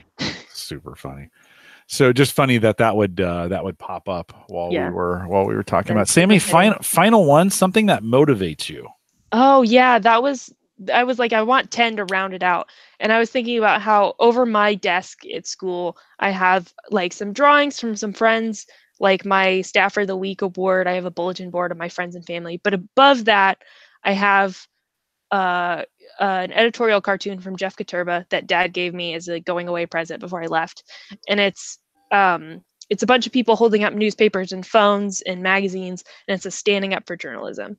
And Jeff Katurba is a huge advocate for journalists. He's the best. He's a family friend, and that cartoon just kind of reminds me of why I do it, to remember the people. And so that way, when you're having those things around you that remind you of kind of who you are and what you're about and why you're at school, really helps when it's 3 a.m. and you're working on a paper you procrastinated and you're like, I just want to quit. Why did I come here? What does this class even mean? What's the point anymore? And you're just like questioning like life and existence. It's nice to have those things around you that ground you and remind you of why you're there, so you can push through and persevere and get that maybe not an A, probably B if you're procrastinating it till 3 a.m.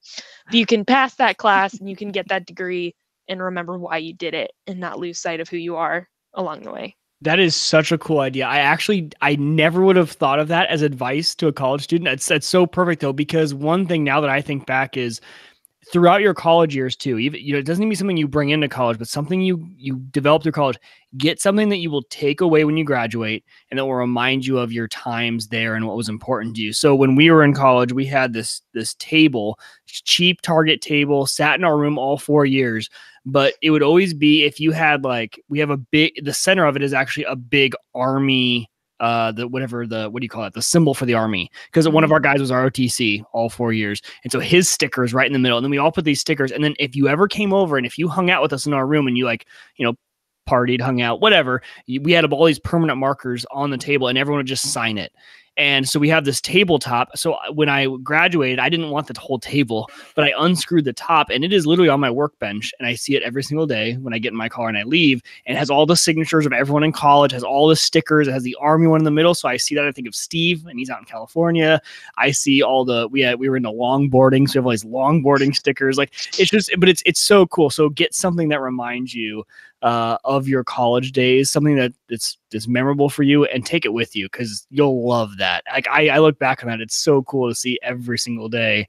Even I don't know, it's special to me, cool right? Idea. Like yeah, Hannah thinks it's junk, but I think it's pretty cool. Yeah, and I'm such a visual person. On it. She was one of the OGs. She was like one of the first girls to hang out with us freshman year. So it's always special. Yeah, because I just was like sitting in my dorm, like trying to write this article out, and I'm just like looking around, and I look up, and I'm like, that's why I'm here. Always remember that. That's so cool. That's such good advice. Super good advice, and good to keep those things too in the past as a reminder of those times you went through it. And yeah, and I have this bulletin board behind me with a bunch of stuff from middle school and high school, so I can remember what I went through. And like I have my diploma up here on my desk, just to remind me of like that time was really hard and it was worth it, but like there was also like good stuff too. So I have a bunch of photos and like pins and memorabilia. I wonder if my best friend has that same thought when he sees his ex-girlfriend's signature on that board when he comes to my house. Oh, that was hard times, but I got through it. I made it through. Amazing. We will persist, right? So you learn something from the situation. You do. You always do. Yeah, no, that's really cool. That's a fantastic idea. I never would have thought of that. Sammy, in the future, if people want to follow you on Twitter, how do they, or what's the best ways to kind of follow you? I'm sure there's some folks. It depends on why you want to follow me. Okay, so for journalism stuff, that's my Twitter at Sammy Collison, SAMMIECOLLISON. That I retweet all of my stories. I retweet journalism stuff, and sometimes I just retweet opinions because occasionally I have them publicly. But I also am a knitter and a crocheter. That's what I do with 90% of my free time. I watch Critical Role and I knit blankets or socks. So my Instagram is Sammy Knits, SAMMIE Knits on Instagram. And I don't post as frequently on there. I post in my story quite a bit of like progress photos and final photos of things that I make. That's my primary hobby that I do in my free time when I'm just being human Sammy, when the journalism hat is off. I think that's about it. I have a Tumblr, but nobody knows about that. That's your thing. That's right? Just personal. Nobody from my real life gets to know about that. That is your world. Yeah. Mike, Sammy's first time podcasting. What do you think? I think you're a natural. I appreciate that. I think if this is any indication on how you do journalism, I want to read your stuff. So I'm going to be following you on all the social medias. It's some pretty great stuff. I'm not a big news reader, but I read, and I'm her dad, so I'm really supposed to, but I do it anyways. While we're wrapping up, I'm going to see if I can find that photo. I have a stack of newspapers from this semester, so let's see if I can find it. She prepped too. Like she prepped for this podcast. It wasn't just coming in half-assed like I do most of the time. Nope, I found it. Here's the photo from A1 of the prayer circle that I took on my phone. You can probably maybe see in the corner. It says Sammy Collison. Yeah, look at that. My co-byline. Yeah, yep, I keep a copy of every paper that I'm in. Even though it's all online, it's nice to have the physical copies and be like, I did that. I wrote that. Yeah. And in the tough times, because everyone, like, you're gonna look back like, no, like, look, right? Like, look at my work, and it'll remind yourself of it. So that's really cool. Yeah, and it reminds me that like somebody picked up a physical paper and looked at it, and like, because I have some input in design and I have some input in other people's content, especially now that I'm an editor. So it just feels, it's nice to have a physical product from all of your effort. That's why I knit and crochet, because at the end of the day, you can be like, look at this thing that I made with my hands. It makes you feel like your time was worth it. And Sammy, you've been using that Jabra headset. That's the one we talked about when Micah was on here a couple of weeks ago. It's about $79 on Amazon. You've sounded great. How did it feel? Feels great. Yeah. Yeah, Mike, doesn't that sound pretty good? Sounds really good, especially for the USB headsets. We've had a lot of guests come on with those. This one sounds high quality, which I've had that one. I've never been able to hear what it sounds like on the receiving end. Sounds great. No, it's super cool. I can't hear myself, so I'm trusting you guys. No, you sound great. You got to get that way down on your chin, because it will pick up your breathing. And, we were struggling with that when testing it. Back in the days when I had a headset and I was podcasting, I used to breathe out the side of my mouth like that.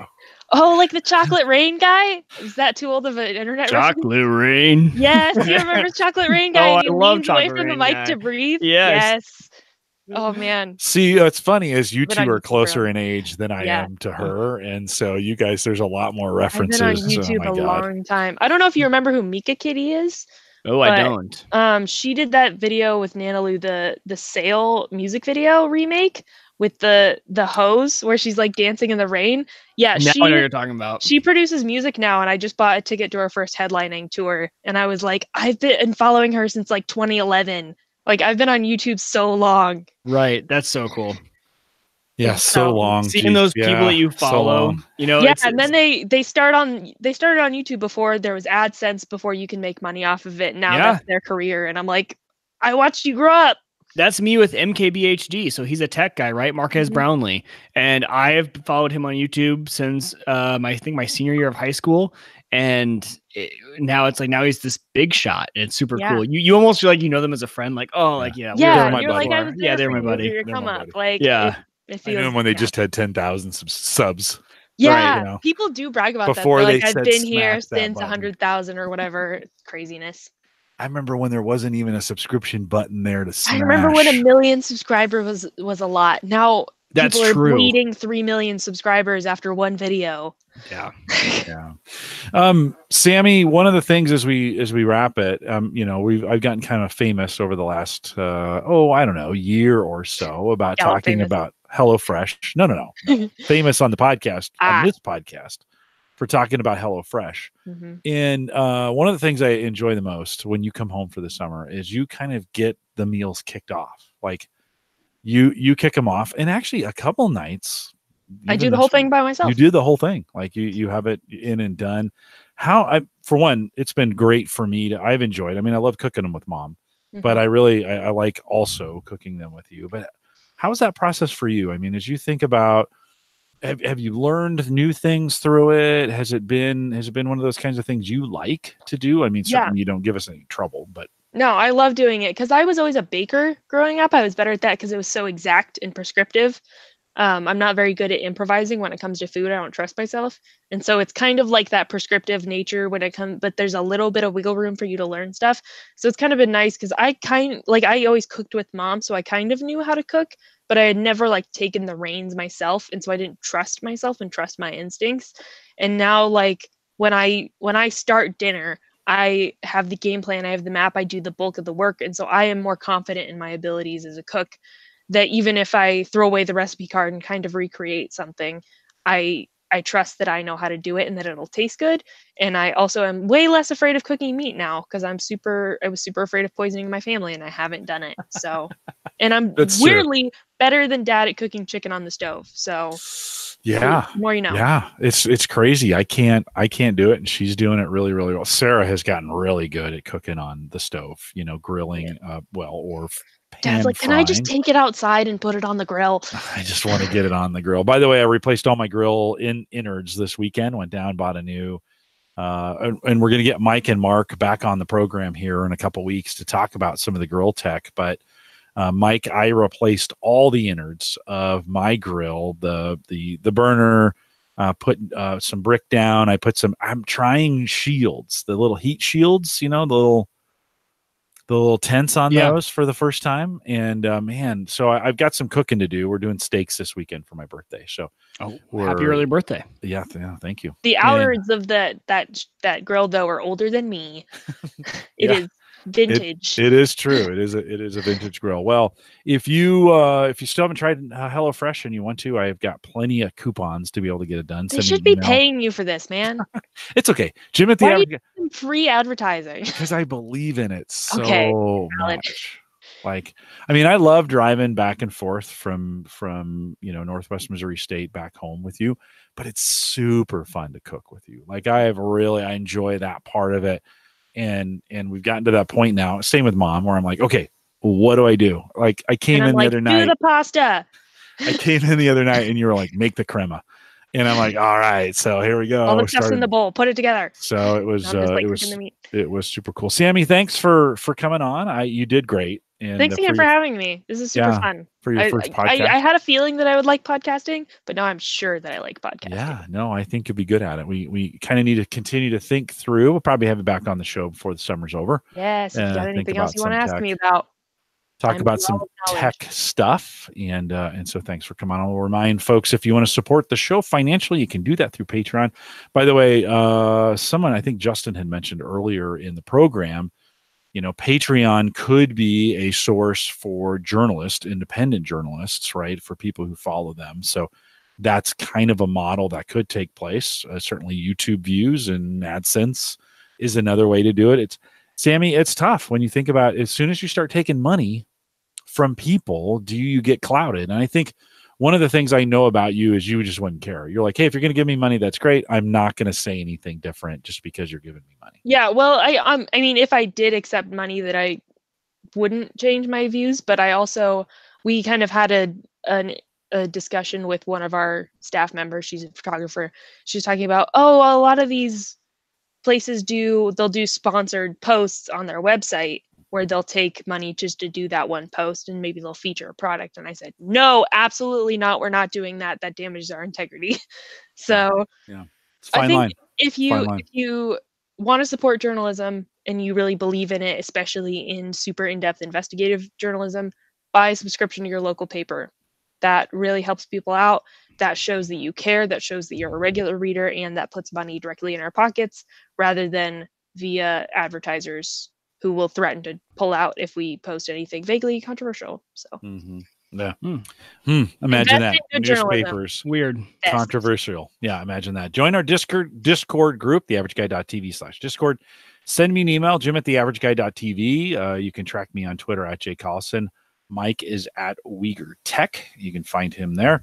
TheAverageGuy.tv platform, both web and media hosting, powered by Maple Grove Partners. Get secure, reliable, high-speed hosting from people that you know and you trust, and that's Christian.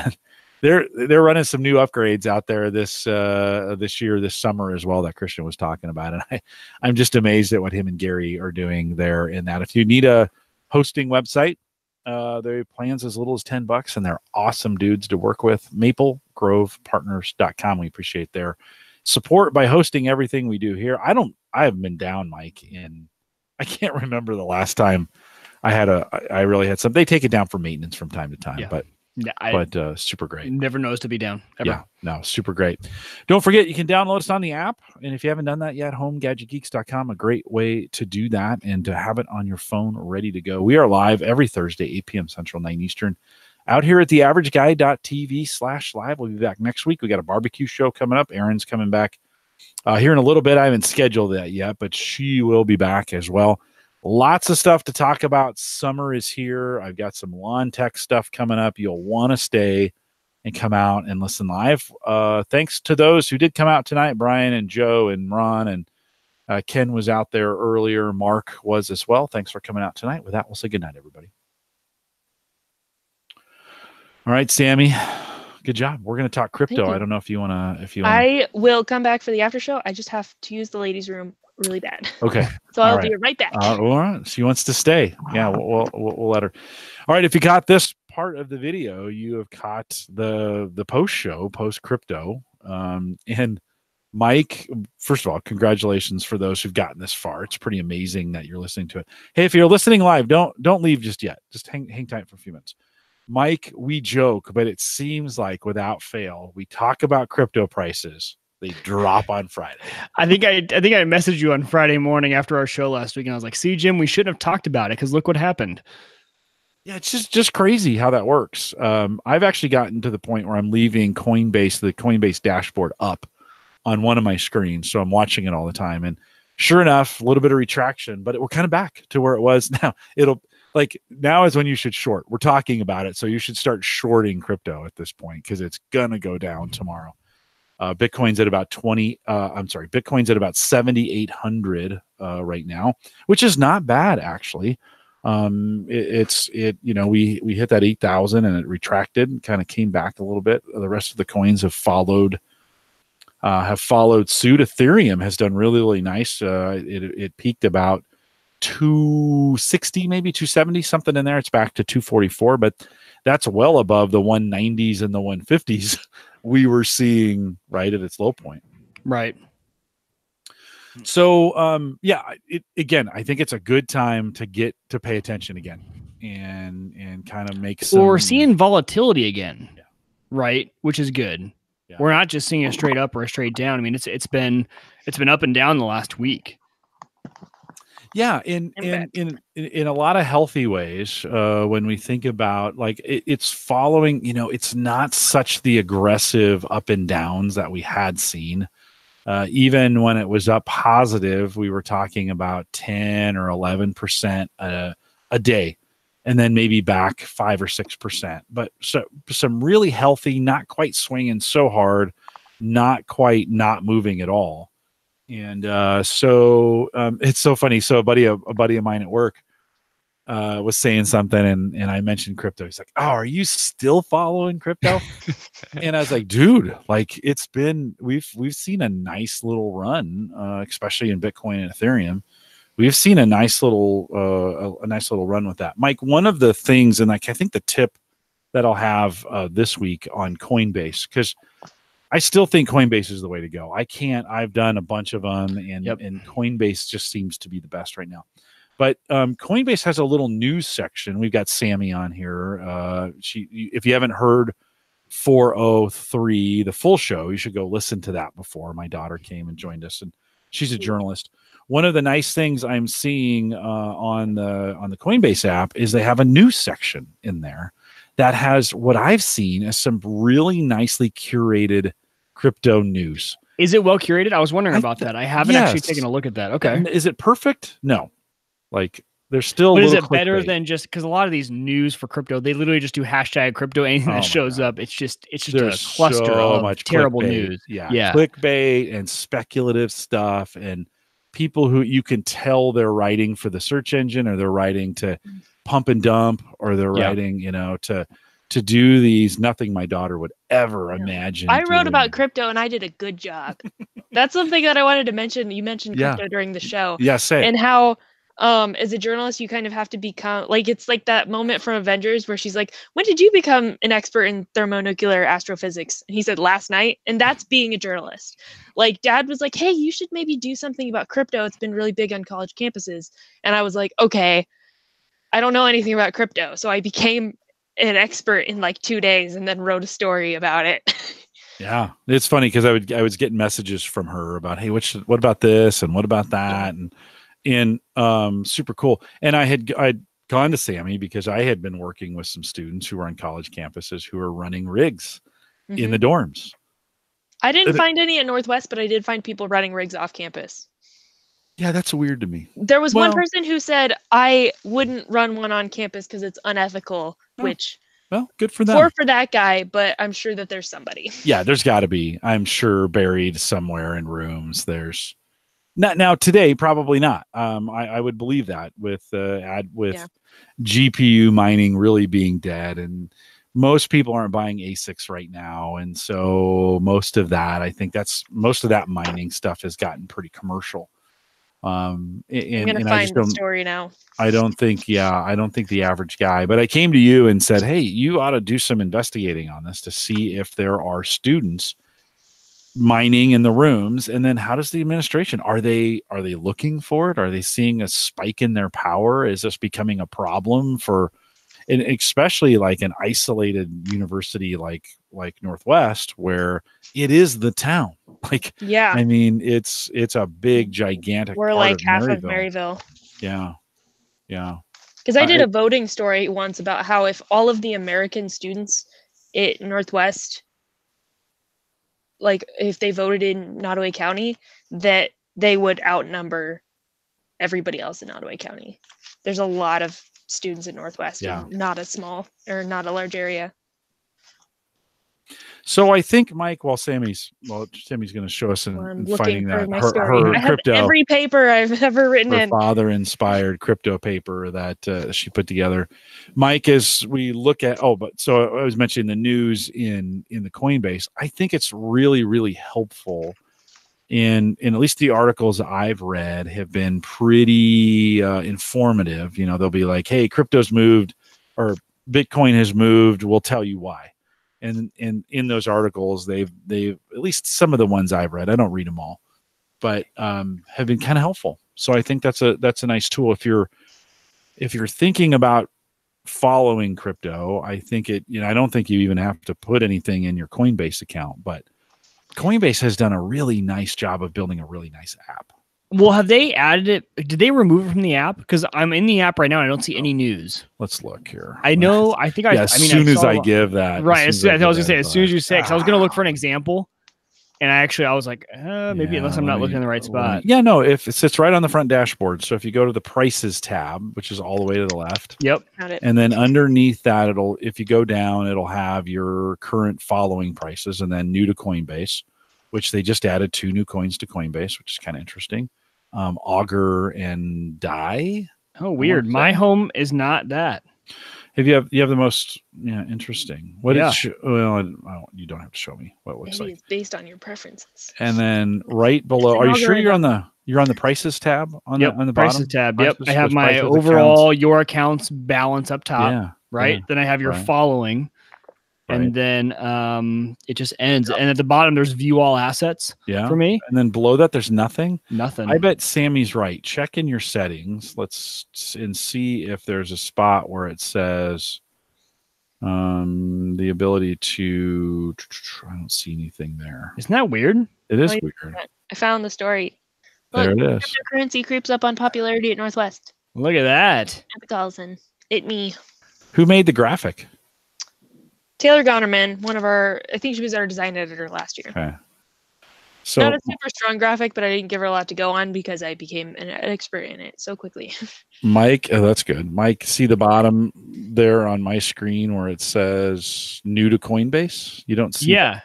I don't see that. Huh. Right below that is the news. It says top stories. Here's mine. If you can see it. You're not gonna be able to see it. Oh, there it goes. Yeah. So there it just has. That's it, huh? That's it. It just stops there. Interesting. Okay. Yeah. Well, below that for me is the top stories, and that used to be there for me. Yeah. So I'm like, oh, where'd it go? Wow. I was actually.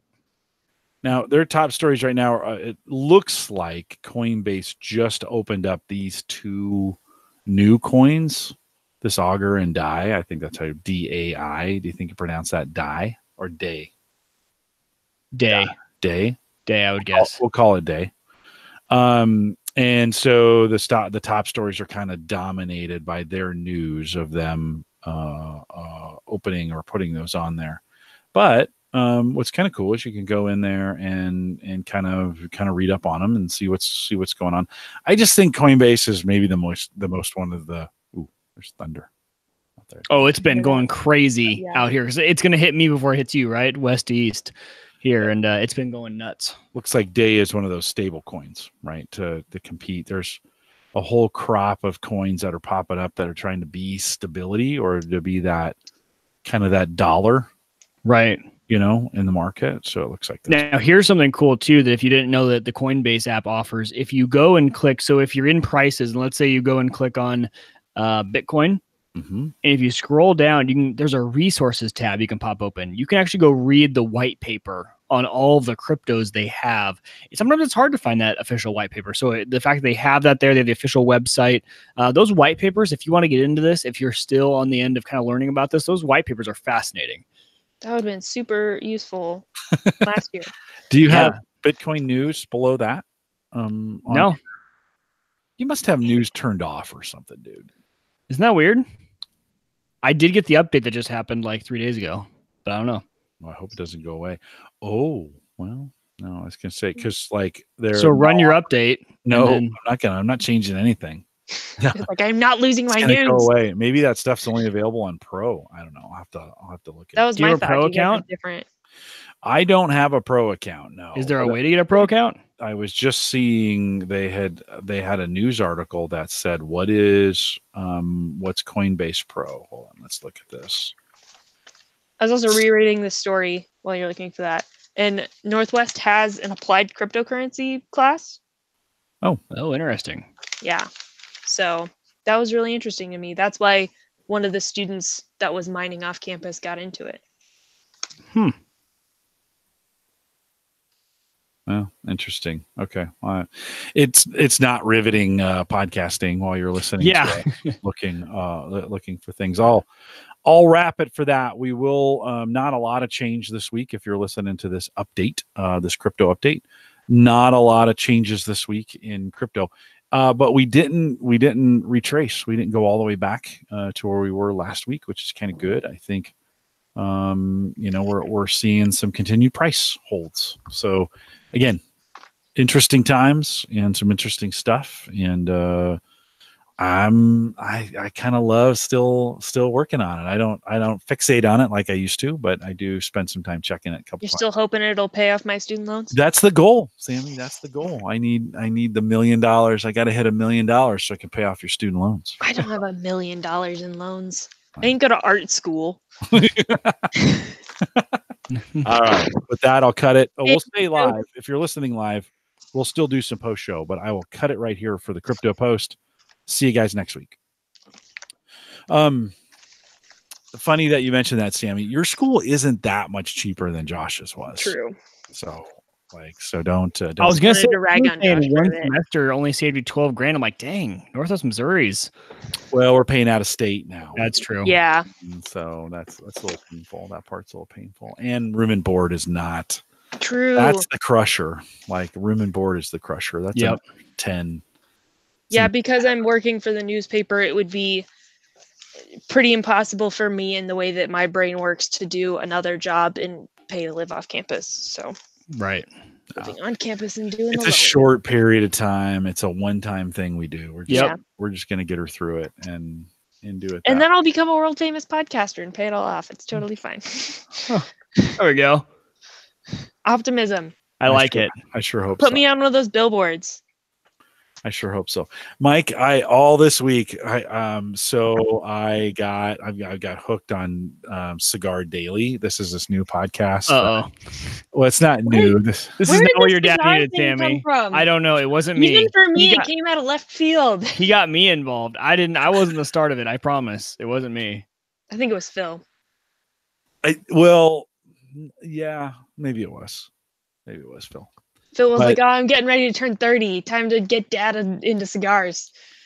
Well, and then when we went to mom's, dad's, grandpa's funeral. Oh, that. See, I wasn't there for that, so I always forget about that. Yeah, you kind of missed that spot. I was at school. People are like, "You missed your grandfather's funeral?" I'm like, "We weren't close." Yeah, we so Mike, I bought a new humidor and I bought some. I got it. Just this week? Yeah. Nice. The other one wasn't working, to be fair. I'm just gonna pull out some knitting. It's yeah, you're good. So the wood one I have is not holding humidity at all. Like it just keeps. I put water in there and then I come back and the humidity's not right. So I bought an acrylic tube that it's got the old kind of latch on it and a little rubber seal, so it really seals it up. Okay. And so I thought, and it holds 50, and I was like, oh, this will be perfect. I can put all my cigars in there. And then I get to the humidor. I don't have 50. I have 100 cigars right now. You have a lot of cigars. Wow. Yeah, 80, maybe 90. And so this is like your terabytes of storage. Like all of a sudden you went from having like 25. The next week I talked to you, Jim. You're like, oh no, I have 100 now. You're like, wait, what happened? No, right on. How'd you get there? Yeah, the hard drives are like his cigars. We were doing a poker party, and one of the guys had this cigar he brought, and it was really good, and I could only find it in a box of 50. And they were cheap. They were under $3 a stick, so it's not terribly expensive. But so this box of 50 came in, and I didn't even really think about it. And so I'm like, oh my gosh, we got to smoke some of these things. Like I can't. Okay, no more cigars, but. What's happening is, so I wanted to see a review on something. Well, then they all start popping in my YouTube channel of like all these, and I found this guy, his name is Tim, and he does, I think it's called Cigars Daily, and he has a shop. And Tim and Jim are best friends now. Oh my gosh. I can't stop watching his videos. It's just like, he reviews. He's a really good reviewer. He's really awesome. Like, I love the way he reviews cigars and some of the things he says about them. So all week I've been thinking, like, I'm going to go out and smoke a cigar. Like, I'm just going to go out there. Well, it's been raining or it's been cold. There's, we have all these mosquitoes out there. Saying, don't smoke, Jim. Well, it's a good thing that I'm the only one who's not into cigars. Otherwise, we'd be smoking them every night. Yeah. She has a good point, Jim. She knows me. She knows you. Yeah, it's a good thing for once I'm the positive peer pressure. There you go. That's actually really true. She's actually saying the right things. So, but I got a bunch for the weekend. So the kids are coming. What do we decide? Sunday night? Sam, is that what we're doing? So Sunday night, the kids are coming over for my birthday. And so I was like, guys, don't bring any cigars. Like, I don't need cigars for my birthday. We got to burn down some of the, I got to burn down some of the ones I got. But I kept thinking about you. I was like, maybe I could just call Mike and see if I could come over. Like, can I bring? Yeah, you're more than welcome anytime you want. Just come on over. Perfect patio for it. I just swing by. It's a quick at. Hey, we have a cool patio now. I know, but like, it's every time I thought about going out on the deck by myself and smoking, it's so sad. Exactly. I was like, it's like when I think about coming down here and having a drink. I'm like, I should. Then it's not a social drink. Then it's alcoholism. Yeah, right. Yeah. That's why I had to start podcasting with Jim. So at least I can come down here with a drink, but I'm doing it with Jim. Are you doing it with friends? Yeah, we're doing it with friends. We're good. It's a social thing. So yeah, so that kept me. That idea of sitting on the deck by myself, smoking a cigar, being sad, kind of kept me this whole week from partaking. But yeah. Do we need to turn off the live feature and go into a more of a, do we need to get into a session, Jim? We can have one of our sessions. You can lay back and I'll get you, a pillow for your chair. I actually talk about it way more than I actually do it. Like, this is one of those things where I've bought them and I don't. Well, obviously you've ended up with 100 now. Like, I know, right? And it's like, okay, I got to get rid of some of these things because I want some new ones. Like, and it's not even about smoking them now; it's kind of having them in the humidor. And like, wow. It's like so I'm surprised though you went with the acrylic and not with the you want to see it? The Cigar Oasis. Yeah. Hold on, let me get it. Well, I crack another beer. You're valid. I'm just knitting. I love it. Okay, you and my sister would get along way too well. You are like the same person. This is hilarious. I'm so here for that. Yeah. Okay. So here's the jar. I mean, doesn't that look cool with those? Yeah. That looks really cool. You feel about cigars the way that I feel about yarn. Yeah, it's not really even about smoking them. It's more about making things with the yarn. It's just about having the yarn. Oh, you and my sister and this yarn thing. She doesn't knit, but she braids rosaries. Yeah, and she like does it. So she has like this yarn. She has like all this wall of like yarn that she makes these things out of. She like braids them. Connect with me on Instagram. Yes, I'll send you her Instagram. She went to Benedictine in Atchison, Kansas, so not too far from where you're at actually. So yeah. Okay, enough about you. More about my cigars. Okay, yeah. Sorry. Okay.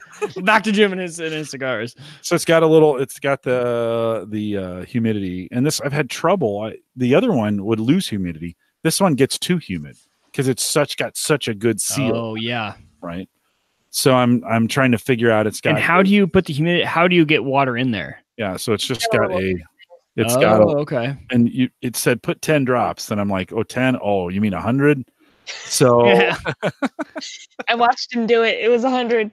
He just ran it under the sink. He's like, yeah, that'll be good. 10 squeezes rather than 10 drops. Yeah. Well, but Sammy, that little thing that we used that little dropper was pretty cool, wasn't it? Yeah. That little plastic dropper. Like tiny bellows. So my mistake, I also made a mistake in the wood humidor that I didn't use distilled water, and you should always use distilled water because the other water will get moldy. Okay. So they have anti-mold stuff in these sticks, but or they use like glycol. Is that right? Glycol where it can't mold. So it holds water, releases the humidity, but it won't mold because it's petroleum based. So are you still using distilled water with this one? So with this one, I use distilled. Okay.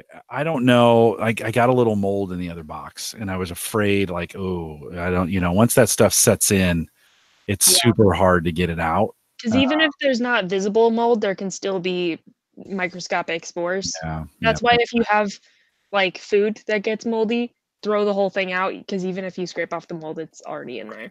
Yeah, and it's not the end of the world, but it. So I need to get those. I'm going to turn the wood box into a carrier for the torch and there you go, the clippers and all, all the accessories. Yeah. And then this will keep me, this holds 50. So this will keep me from getting too many. Like when it's full, you can't buy anymore. It's it's full. Yep. I gotta smoke them. That's me with my closet. Once it's fully, I can't buy anymore. So $21 though for this. Oh, that's not bad. Yeah, no, pretty great. I was like, yeah, this will work. This will kind of keep me in check. So makes me want to go smoke one of them right now. It's a good thing you and I aren't neighbors, Jim. Oh, that would be dangerous. Oh, we'd be on your patio all the time. Mm-hmm. That's the real reason we don't talk to our neighbors, because we're afraid we'll be friends with them. Yeah. Right. Same. I mean, that doesn't mean I can't just, drive over to your place and, that's very true. 2 cigars, 8 o'clock. Kids, because your kids are in bed, right? Oh, kids in bed by 7:30. Yeah. Meet you in the patio, Yep. I'll let you in the side gate. Hannah won't even know you're here. Where'd Mike go? I went for a Pokemon Go walk. It's fine. Oh, you could be. He walked out with a 6-pack of Guinness. I don't know where he went. That's like a whole loaf of bread. A 6-pack of Guinness. Probably. I know. And I have way crap about the Guinness. I probably shouldn't have as much beer as I do. Oh. I just give dad crap about everything though, because that's good. Because he's your dad. You have to. Yeah, right? Somebody's gotta keep his ego in check while he's Gallup famous. There you go. Well, he's Gallup famous. He walks into a room full of strength coaches and he's like God. I bet. And I'm like, let me tell you some embarrassing stories. Yeah, so we don't let Sammy around those people. But then I'm a secondhand celebrity then. There you go. You got the last name. I tell you a lot. They hear a lot of stories. They hear stories about me. They know who I am. They do hear stories about you. I'm a legend. Guys, if you're listening live, we're going to let you go. And thanks for coming out tonight. Quite a few of you stayed around for the Wild Post show.